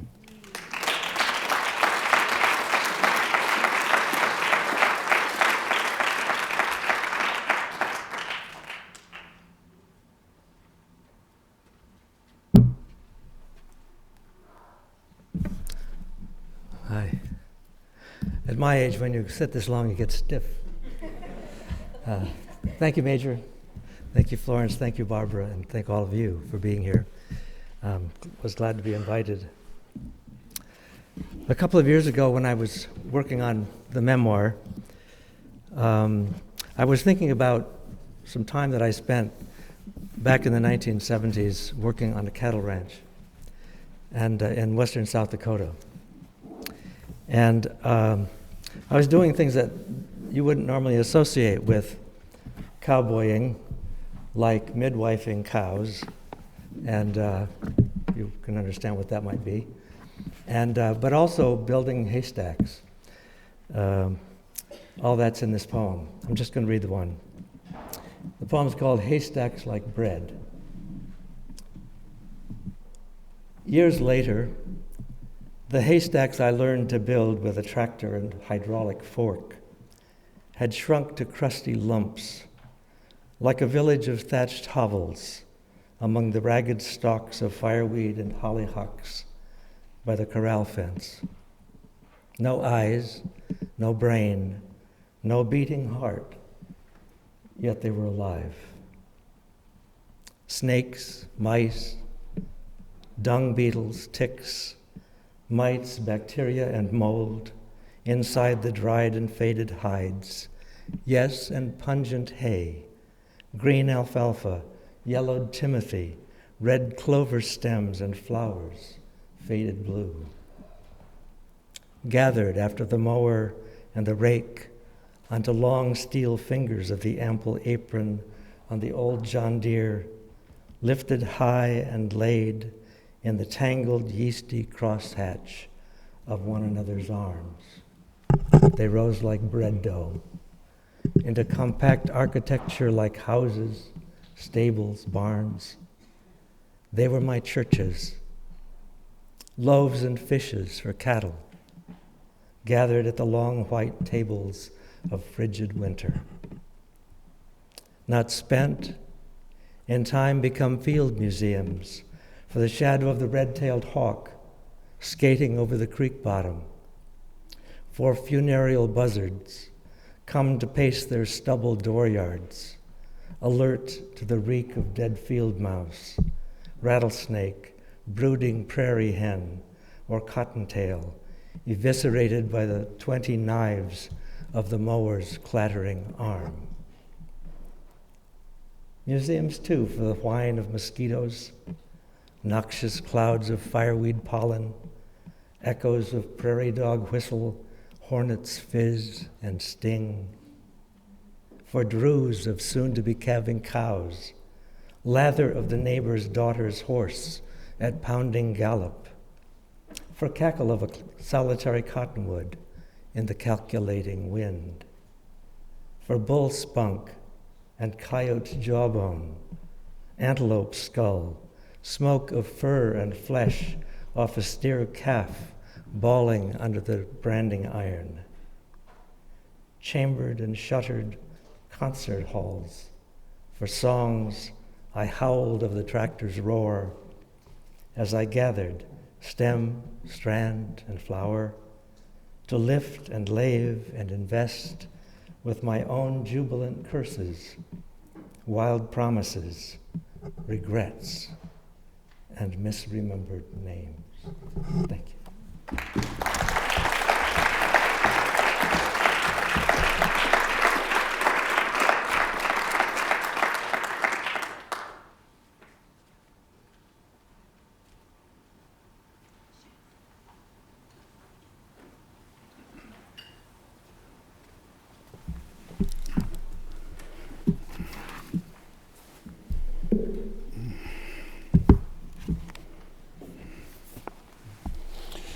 Thank you each for being here and for listening so carefully to what we've written. I'm Gary Margolis, and I live in Greater Burlington in Cornwall, which is next to Middlebury. Packing for eternity. There's nothing you'll need to save for the afterlife you won't be able to ask for once you are there.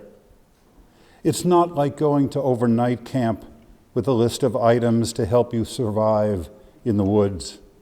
A duffel bag of socks and shorts, 2 dress t-shirts. Even the angels, it was written, were sent away in July for a few weeks by a lake. A few nights to sleep under the stars without any feeling of responsibility to think of them as God. Even the angels, you were told, felt homesick for a few hours, their first night away, and cried into their pillows so no one could hear them finding a way to be brave. No one knows if it will be any different than what you know now. And didn't summer used to feel like an eternity? And sleeping under the stars, a place you didn't want to go home from. Sometimes we make too much of what we don't know and turn it into a mystery.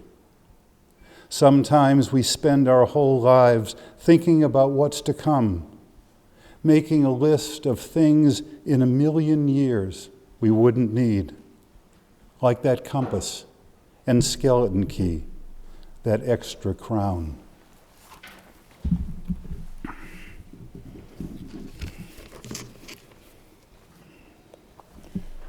By chance in front of the library. I'm heartened today to see a father carrying his son, his backpack of books, kicking and screaming out the front door of our local library, warmed at the sight of the boy's distress, at having to leave his heavy table the patrons reading to themselves, lost in the quiet stacks. Not happy at his obvious pain, yet silently thrilled to imagine what he feels he'll be missing.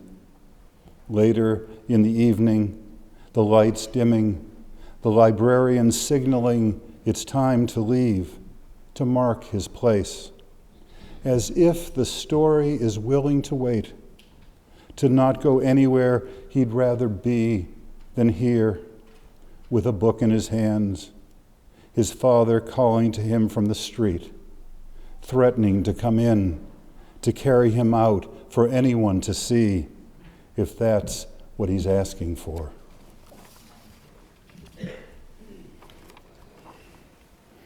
Well, I'd like to read this for David Huddle, our resident birdman and photographer, but it's for all us birdmen and women in Vermont. 3 other words for joy. I'm glad the Downy is typing that stripped branches, trying to raise the dead, and not clicking a plastic keyboard. Glad he stops to straighten his ribbon of leaves, to see if his words mean what he's trying to say. Happy, too, the redwing finds a way to return with chalk in his beak, to scratch a message across the freakish snow, and isn't sitting in a room in front of a screen. Although, if he were writing with me, I'd be more likely to transpose his pecks on my cheek, flesh notes, into a song it looks like my cursor's singing. Morning's black metronome. And as far as those crows go, I'm thrilled no one has sent them away. They're here to erase the roadkill and not to delete my love for what they are trying to say. The racket they're making from one branch to another, their shadows, a phrase across the field. Thank you. Thank you.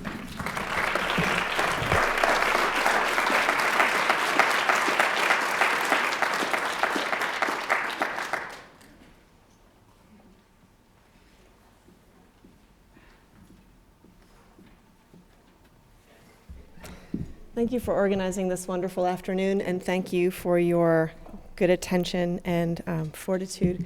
I have a friend who's running across the country right now, running one marathon at a time to make his entire way across the country, so maybe this is our own small marathon here. I'm Karen McCadden. Bone china. I raise a glass at a friend's house. Everyone toasts their day, and I toast this day that is not a day. I raise a glass. I always wanted a long marriage. When we built a home, the foundation was too high, and the house became a ship. You know how ships are. I found myself always on the bow. There is little to say beyond that. I was on the bow. The waves were a giant hayfield. I watched the stars. I wondered what a sextant was. I leaned my hips against the porch rail during storms. Yes, of course, my hair whipped in the wind and mist. Sometimes I wore a dress. I was a tragic figure. I watched for land. Today, though, we toast other things, not my wedding anniversary, which no longer exists, like the marriage. I wonder if everyone can see it right next to me, the black hole of it. We raise our glasses to our health, the weather, new jobs. The back deck is old and weathered. The children capped in inner tubes and capsize in the pool below. We toast new tattoos, phone apps, things we should get to someday. Upcoming trips, the late June sky. Let's raise our glasses to this little beast next to me, my little emptiness. See how it follows me around today? I can't help wanting to offer it something. The world says china, that is our gift. The best china is made from bone. Mix the bones of cows with clay and feldspar. My friends keep going around the circle, offering wishes and clicking pints. while in some alternate universe, he and I, the man himself and I, continue what we had abandoned. I hold out my hands, which are full of bone, and he holds out his, and we grind them, those tools, down to bone ash, then slurry. Before long, we are tired, like we always were, and nap under the black willow. This is a kind of dance that happens in other worlds, where what is on the inside is turned to the outside, and little by little, we become ugly and strange. Our bones become racks, and the wind comes through them. The music is old.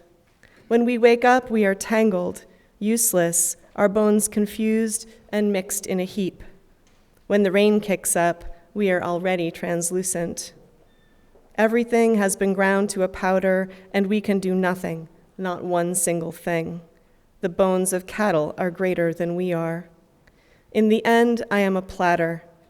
I lose track of what he becomes, but I know that if you flick our edges with your thumb, we ring like bells. I always wanted a long marriage, grown children organizing surprise parties every 10 years, tins of casseroles lined up on tiny sternos. When I set out my dinner plates later, way up north, and the manure trucks amble by late into the summer day, I hold each plate up to the light to see my hand through it. The Indian paintbrush is blooming. I am just in from a walk, and the mallow reminds me of those years. I rang a bell in a high white church one day. The cows were lowing in the heat. The whole world seemed translucent, and I, a fine white powder, blowing away. And one more small poem in the spirit of many people in this country during April who write a poem a day. This is a poem I wrote yesterday in the spirit of generation of new work. When I have written the field book of common ferns, tomorrow I will be a person who knows ferns, who has tramped the woods forever to tell you about glacial egg-shaped boulders matted with which kind of fern. And then, 40 miles south, that same kind of fern, the walking fern, is still vibrant, though less bosky on northern slopes in lime sand. And I will be a hat-wearing, walking stick-carrying forager, lover of floor covers. I will use words like thickish and leathery and unsuspected swamp and begin sentences with also. I will count my best work, the thin little book stamped with gold letters. We'll pat it, handy little thing, saying, all forms are handsome. My skull, a drapery of lace and light. Thank you.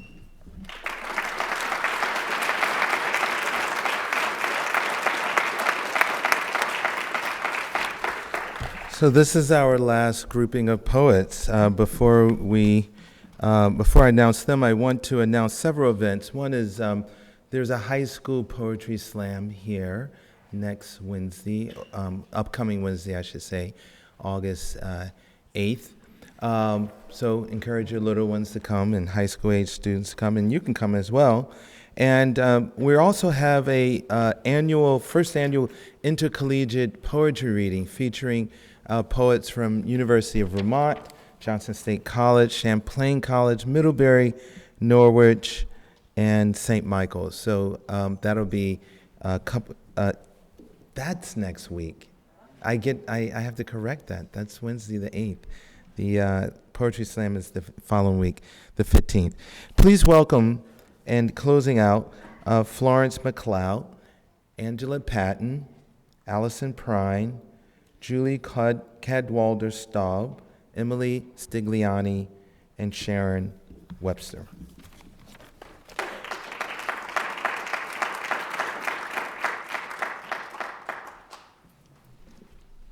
Hi, I just want to say a little intro to this poem. Sometimes when casting around for an idea, I look at other poets, and I try not to steal anything, per se, but in this particular case, I did steal 3 lines. And the poem that I stole from was Billy Collins' poem, Fishing on the Susquehanna, and the first line of the poem is, I have never been fishing on the Susquehanna. So I thought, what a great idea. I have never. And then after I wrote it, I sent it to a poet friend that I corresponded with for years, an Irish poet named Eamon Grennan, and he's friends or pals with Billy Collins. And I admitted my sin, and he said, don't worry about it. Billy can afford it.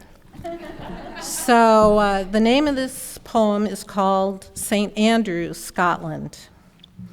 I've never played the 18th hole in June, feeling flush, in high spirits, from walking the craggy course, playing its slopes and dips, from having played well.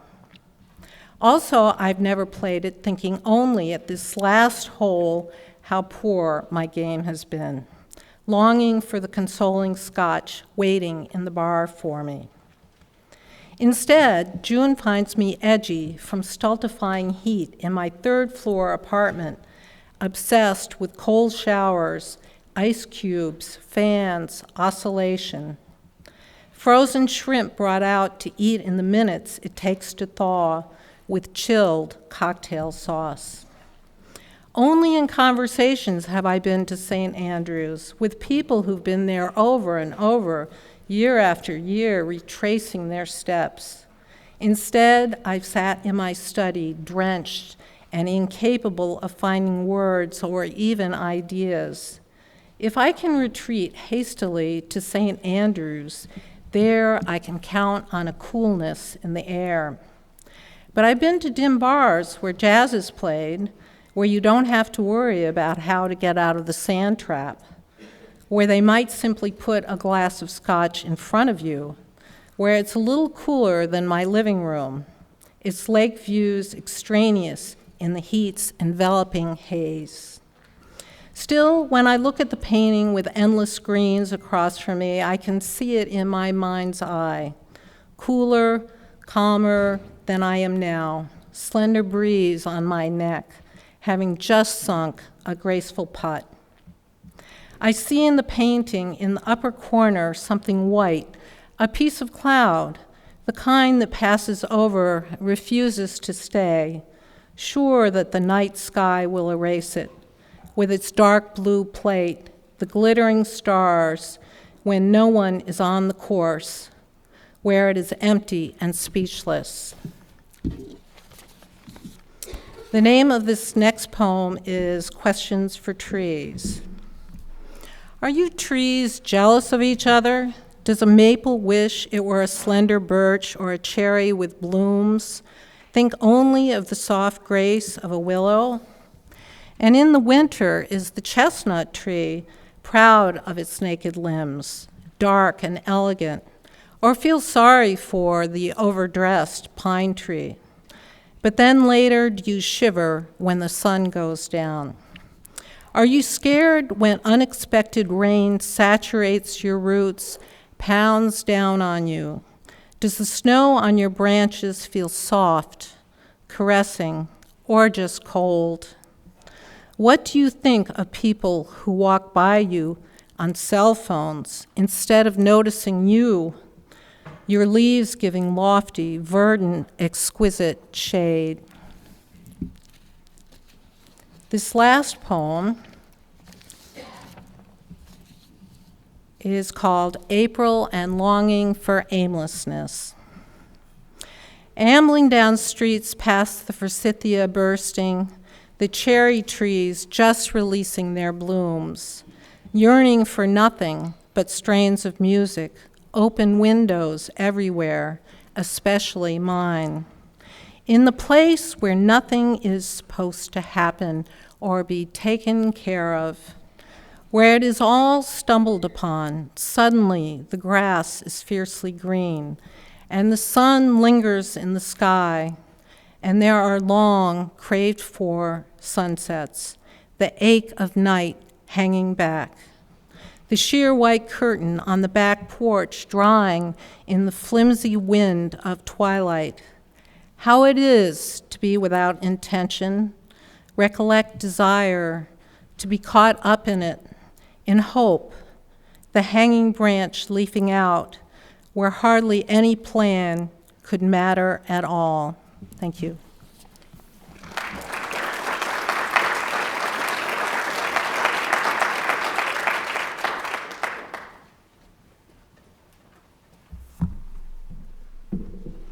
Hello, I'm Angela Patton. It's great to be here. Thank you all for coming. I'll read two poems. The first one came from a visit to the church where I was baptized in Dublin a couple of years ago. It's called Tabula Rasa. I was christened in Westland Row Church next door to the railway station, so I've always been a bit of a traveller. Add to that being born on a Thursday, which meant I'd have far to go. The church was a handy few streets from where I was born to expedite procurement of eternal life insurance. With influenza and other vagaries on the loose, an infant might well end up on the wrong bus and go wandering in limbo like a foreigner. The marble holy water font was massive enough to bathe or drown a baby, but my godmother held me tightly in voluminous layers of lace and cotton. I peeped out from under my christening shawl at the gold and white plaster faces looking down at me from the ceiling. Were they cherubs or little children who had gone before me up to heaven? The priest arrived like a bride in white vestments to cast out my sins, although gluttony was the only one I'd had any chance to commit in the 7 short days of my life. Outside, the grey stone structures of the city came to life. Thousands of tweed caps moved among shadowed alleyways as coal smoke belched from duct, pipe, and shaft. Hucksters hawked their meagre harvest as corner boys keened the mangled names of newspapers. They called me Angela because the Angelus bell was ringing, and Mary for the mother of sorrows who was to become my long-time traveling companion. I roared when they rained cold water on my head, then slept amid the liturgical lullaby of prayers and the redolent aroma of incense. That was a somber place, full of statues of the crucified Christ laid out in his mother's arms like a broken mirror. I was given martyred saints for nursery mates, medals and holy pictures for protection, blood and thorns for my dreams. I was going to stop at that one, but our first poet, Eve Alexandra, suggested I read this next one, which is a bit different. It's called One Size Fits All. In the ladies' underwear shop, I paw through piles of padded, push-up, polka-dotted, wired and wireless contraptions in search of the smallest size. There's the Wonder Bra with its intricate ropes and pulleys, the sports bra, first cousin to the whalebone corset, the jog bra, an ace bandage for minimizing bounce, as if I ever needed minimizing. I'm sure the shop assistant has a look of pity in her eyes. I want to ask her if she knows what it was like to be 15 and to wonder why your chest was flat as a skillet while your mother's flesh oozed over its lacy restraints like a soft dough newly risen. The assistant measures me expertly and delivers her verdict, size 36 AA cup. We'll have to order one for you, she says, appraising my insufficient torso. AA, the scarlet letter.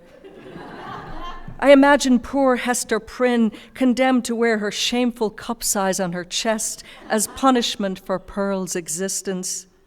We're interrupted by a phone call. Someone needs size H, but double D is as far as they go. Another special order to add chagrin to my sin of self-regard. At home, I reveal my digital destiny to my husband.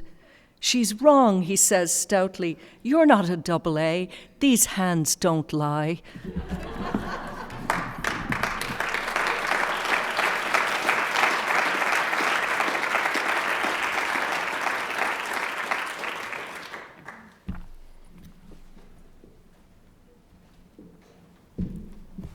Hi, I'm Allison Prine.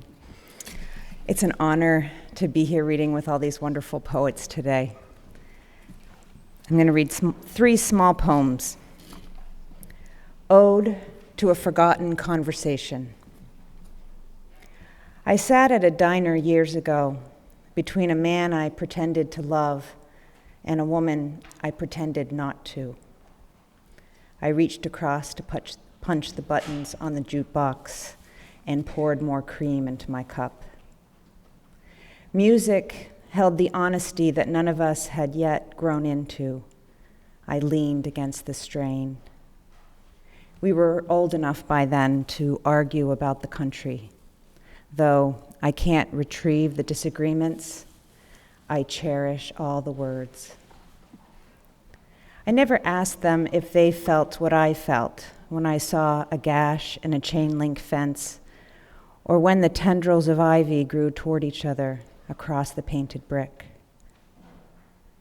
I wanted to stand with others at the bus stop just to feel their kinship. But the bus came and I didn't get on. When the day was over, my roommate sang a cappella in the darkness. It was the closest thing I had to knowing someone.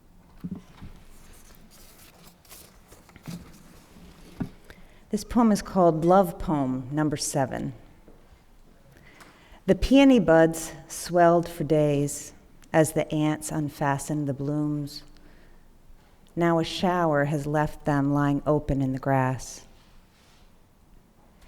If I buy you a card with a picture of a door, will you understand?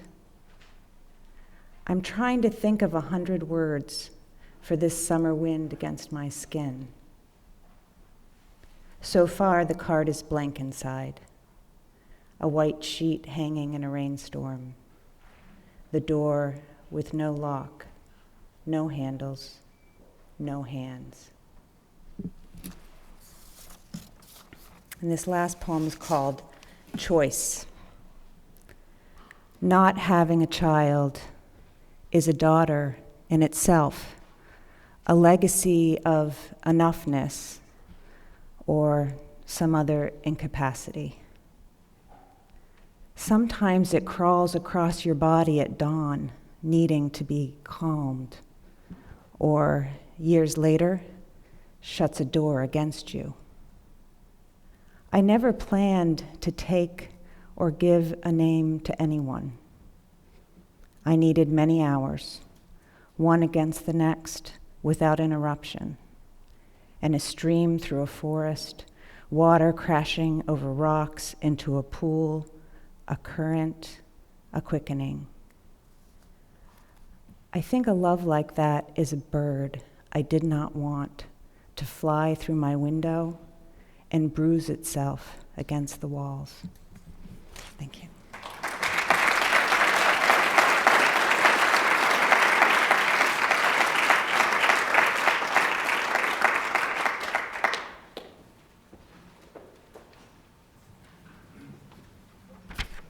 Hi, I'm Julie Cadwallader-Staub. I think we're like at mile 24 or 25, coming down the home stretch here. I have 2 poems to read. The first one is from my book, Face to Face. It's called Joy. Who could need more proof than honey?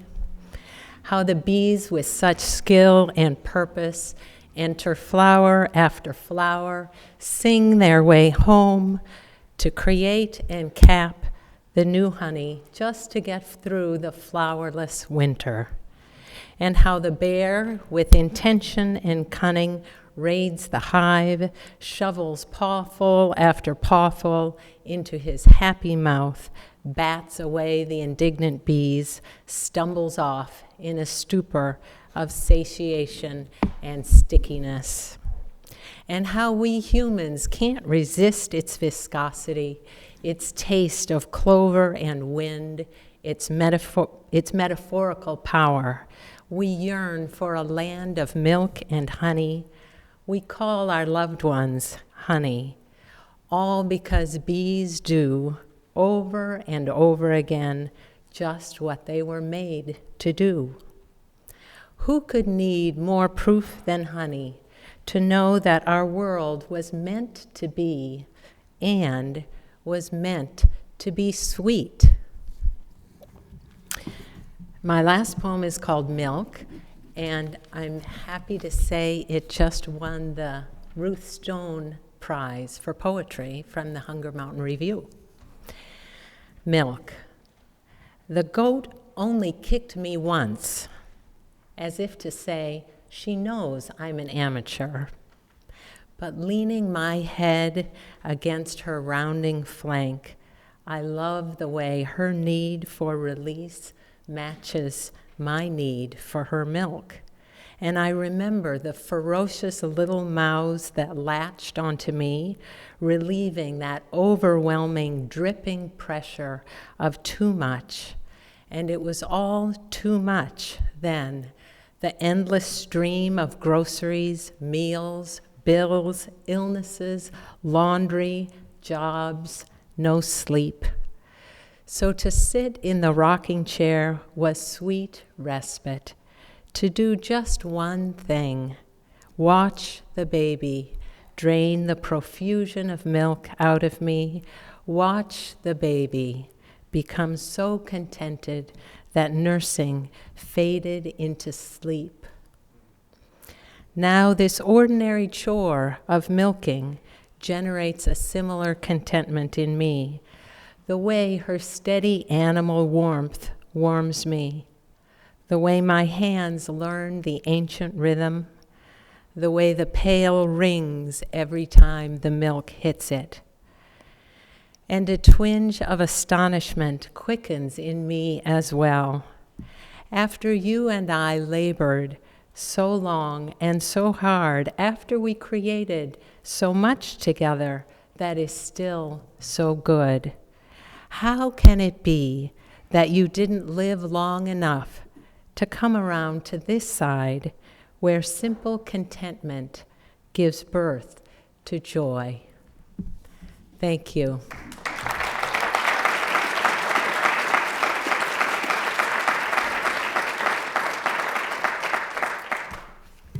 Hi, I'm Emily Stiliani.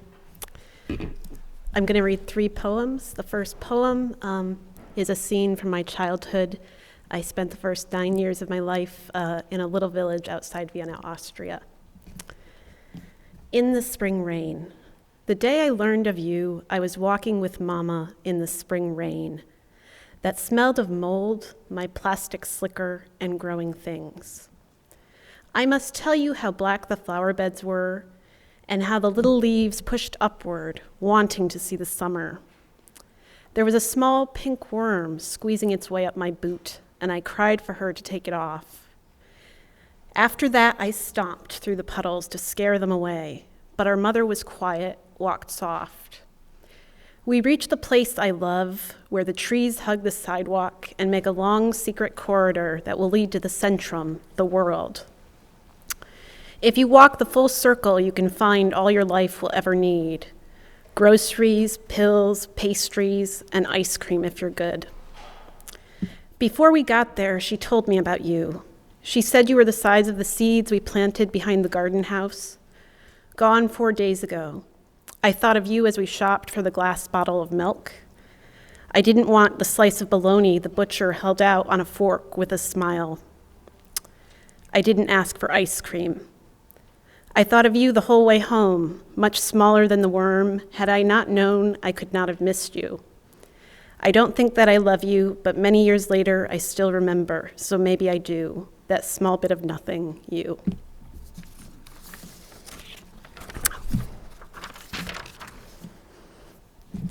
Being girl.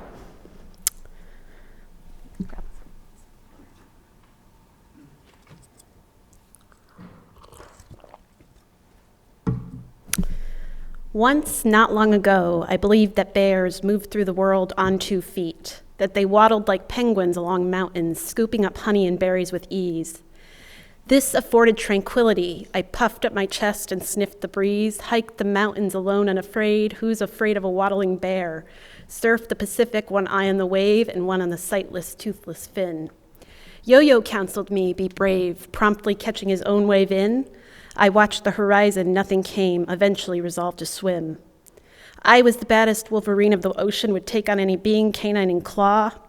Lived in a land of illusion where the chase was long and the fight a draw. The day he charged on all fours, I smelled no danger in the breeze. He ran from the brush and struck at my core, all at unparalleled speed. Gripped in his teeth, I went limp, lost my fight, discovered how wrong I had been. I learned to be a girl, nothing more, with no line of protection. So I moved from the wild into a home, became a ledge, all edges and bones. Upon it I placed plastic figurines and other things I'd rather be. And finally, Florida, after many months of winter. I came here looking to be touched, to be tarnished, and then buffed by the sand, to be told you have not been left behind, the world's womb will take you back. I imagined the horizon's edge, and time fell back. Words began breaking on my page, words that tumbled and frothed, wanted to be felt and heard, didn't ask, am I good enough, spoke with the gaze of dead fish. And the palms swayed, and my eyes closed, and the words evaporated as the sun dabbed color on my lids. Thank you.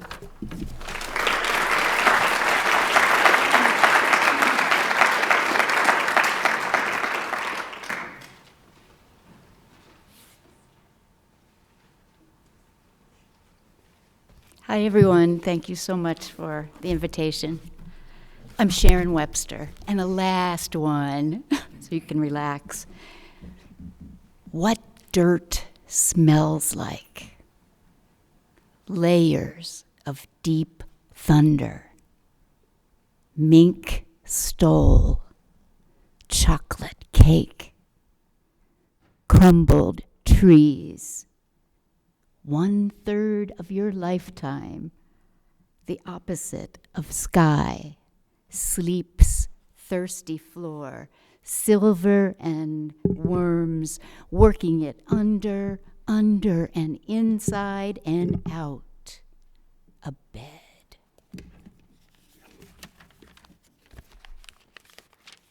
Is this thing working? Sentinels. Well, that's working. I'm giving myself this day of remembrance, this holy day of forgetting.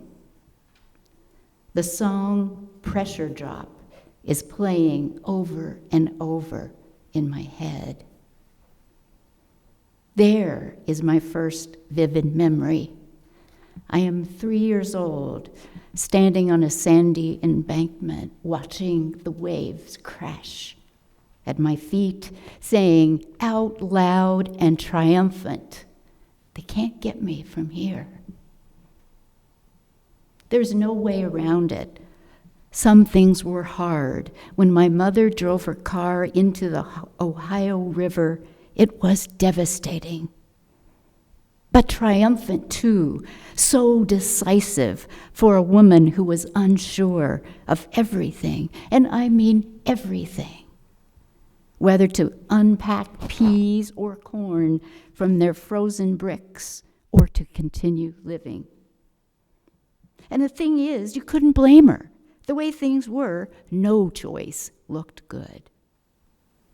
But the water was shallow where she went in.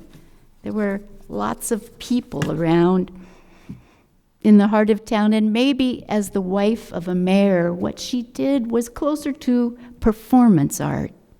Precise, eloquent, who knows? But when I found out last winter that Lizzie tried to kill herself while the bombs were dropping and the temperature wouldn't go above 0, after the comforting words, I said what poet Adrienne Rich had written, every woman's death diminishes me. Yeah, she said, but they enrich me too.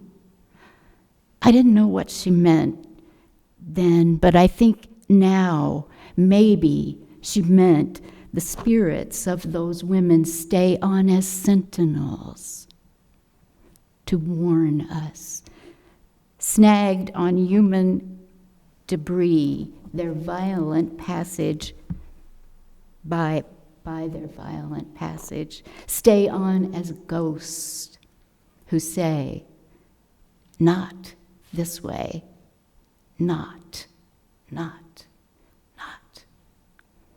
Turn back.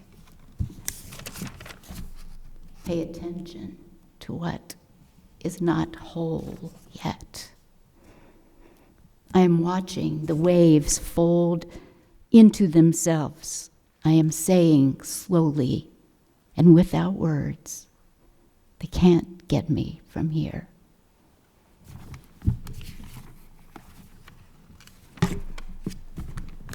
I wanted to do this one by heart, but we'll see. Oh, planet, you are not linear or easy to explain. 1,000 shades of blue and the slow sun blurring everything, turning it over, turning it in.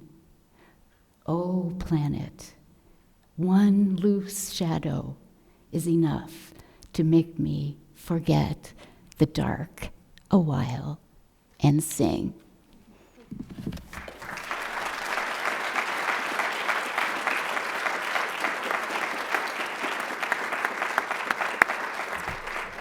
I want to thank everyone, both poets and all audience members, and remind everyone that Phoenix Books is right behind that pillar back there. My friend is back there selling books of the authors who read today. And please let me know if you're interested in serving on a committee to start a year in advance to plan National Poetry Month events in Burlington. Thank you all again. Have a good afternoon.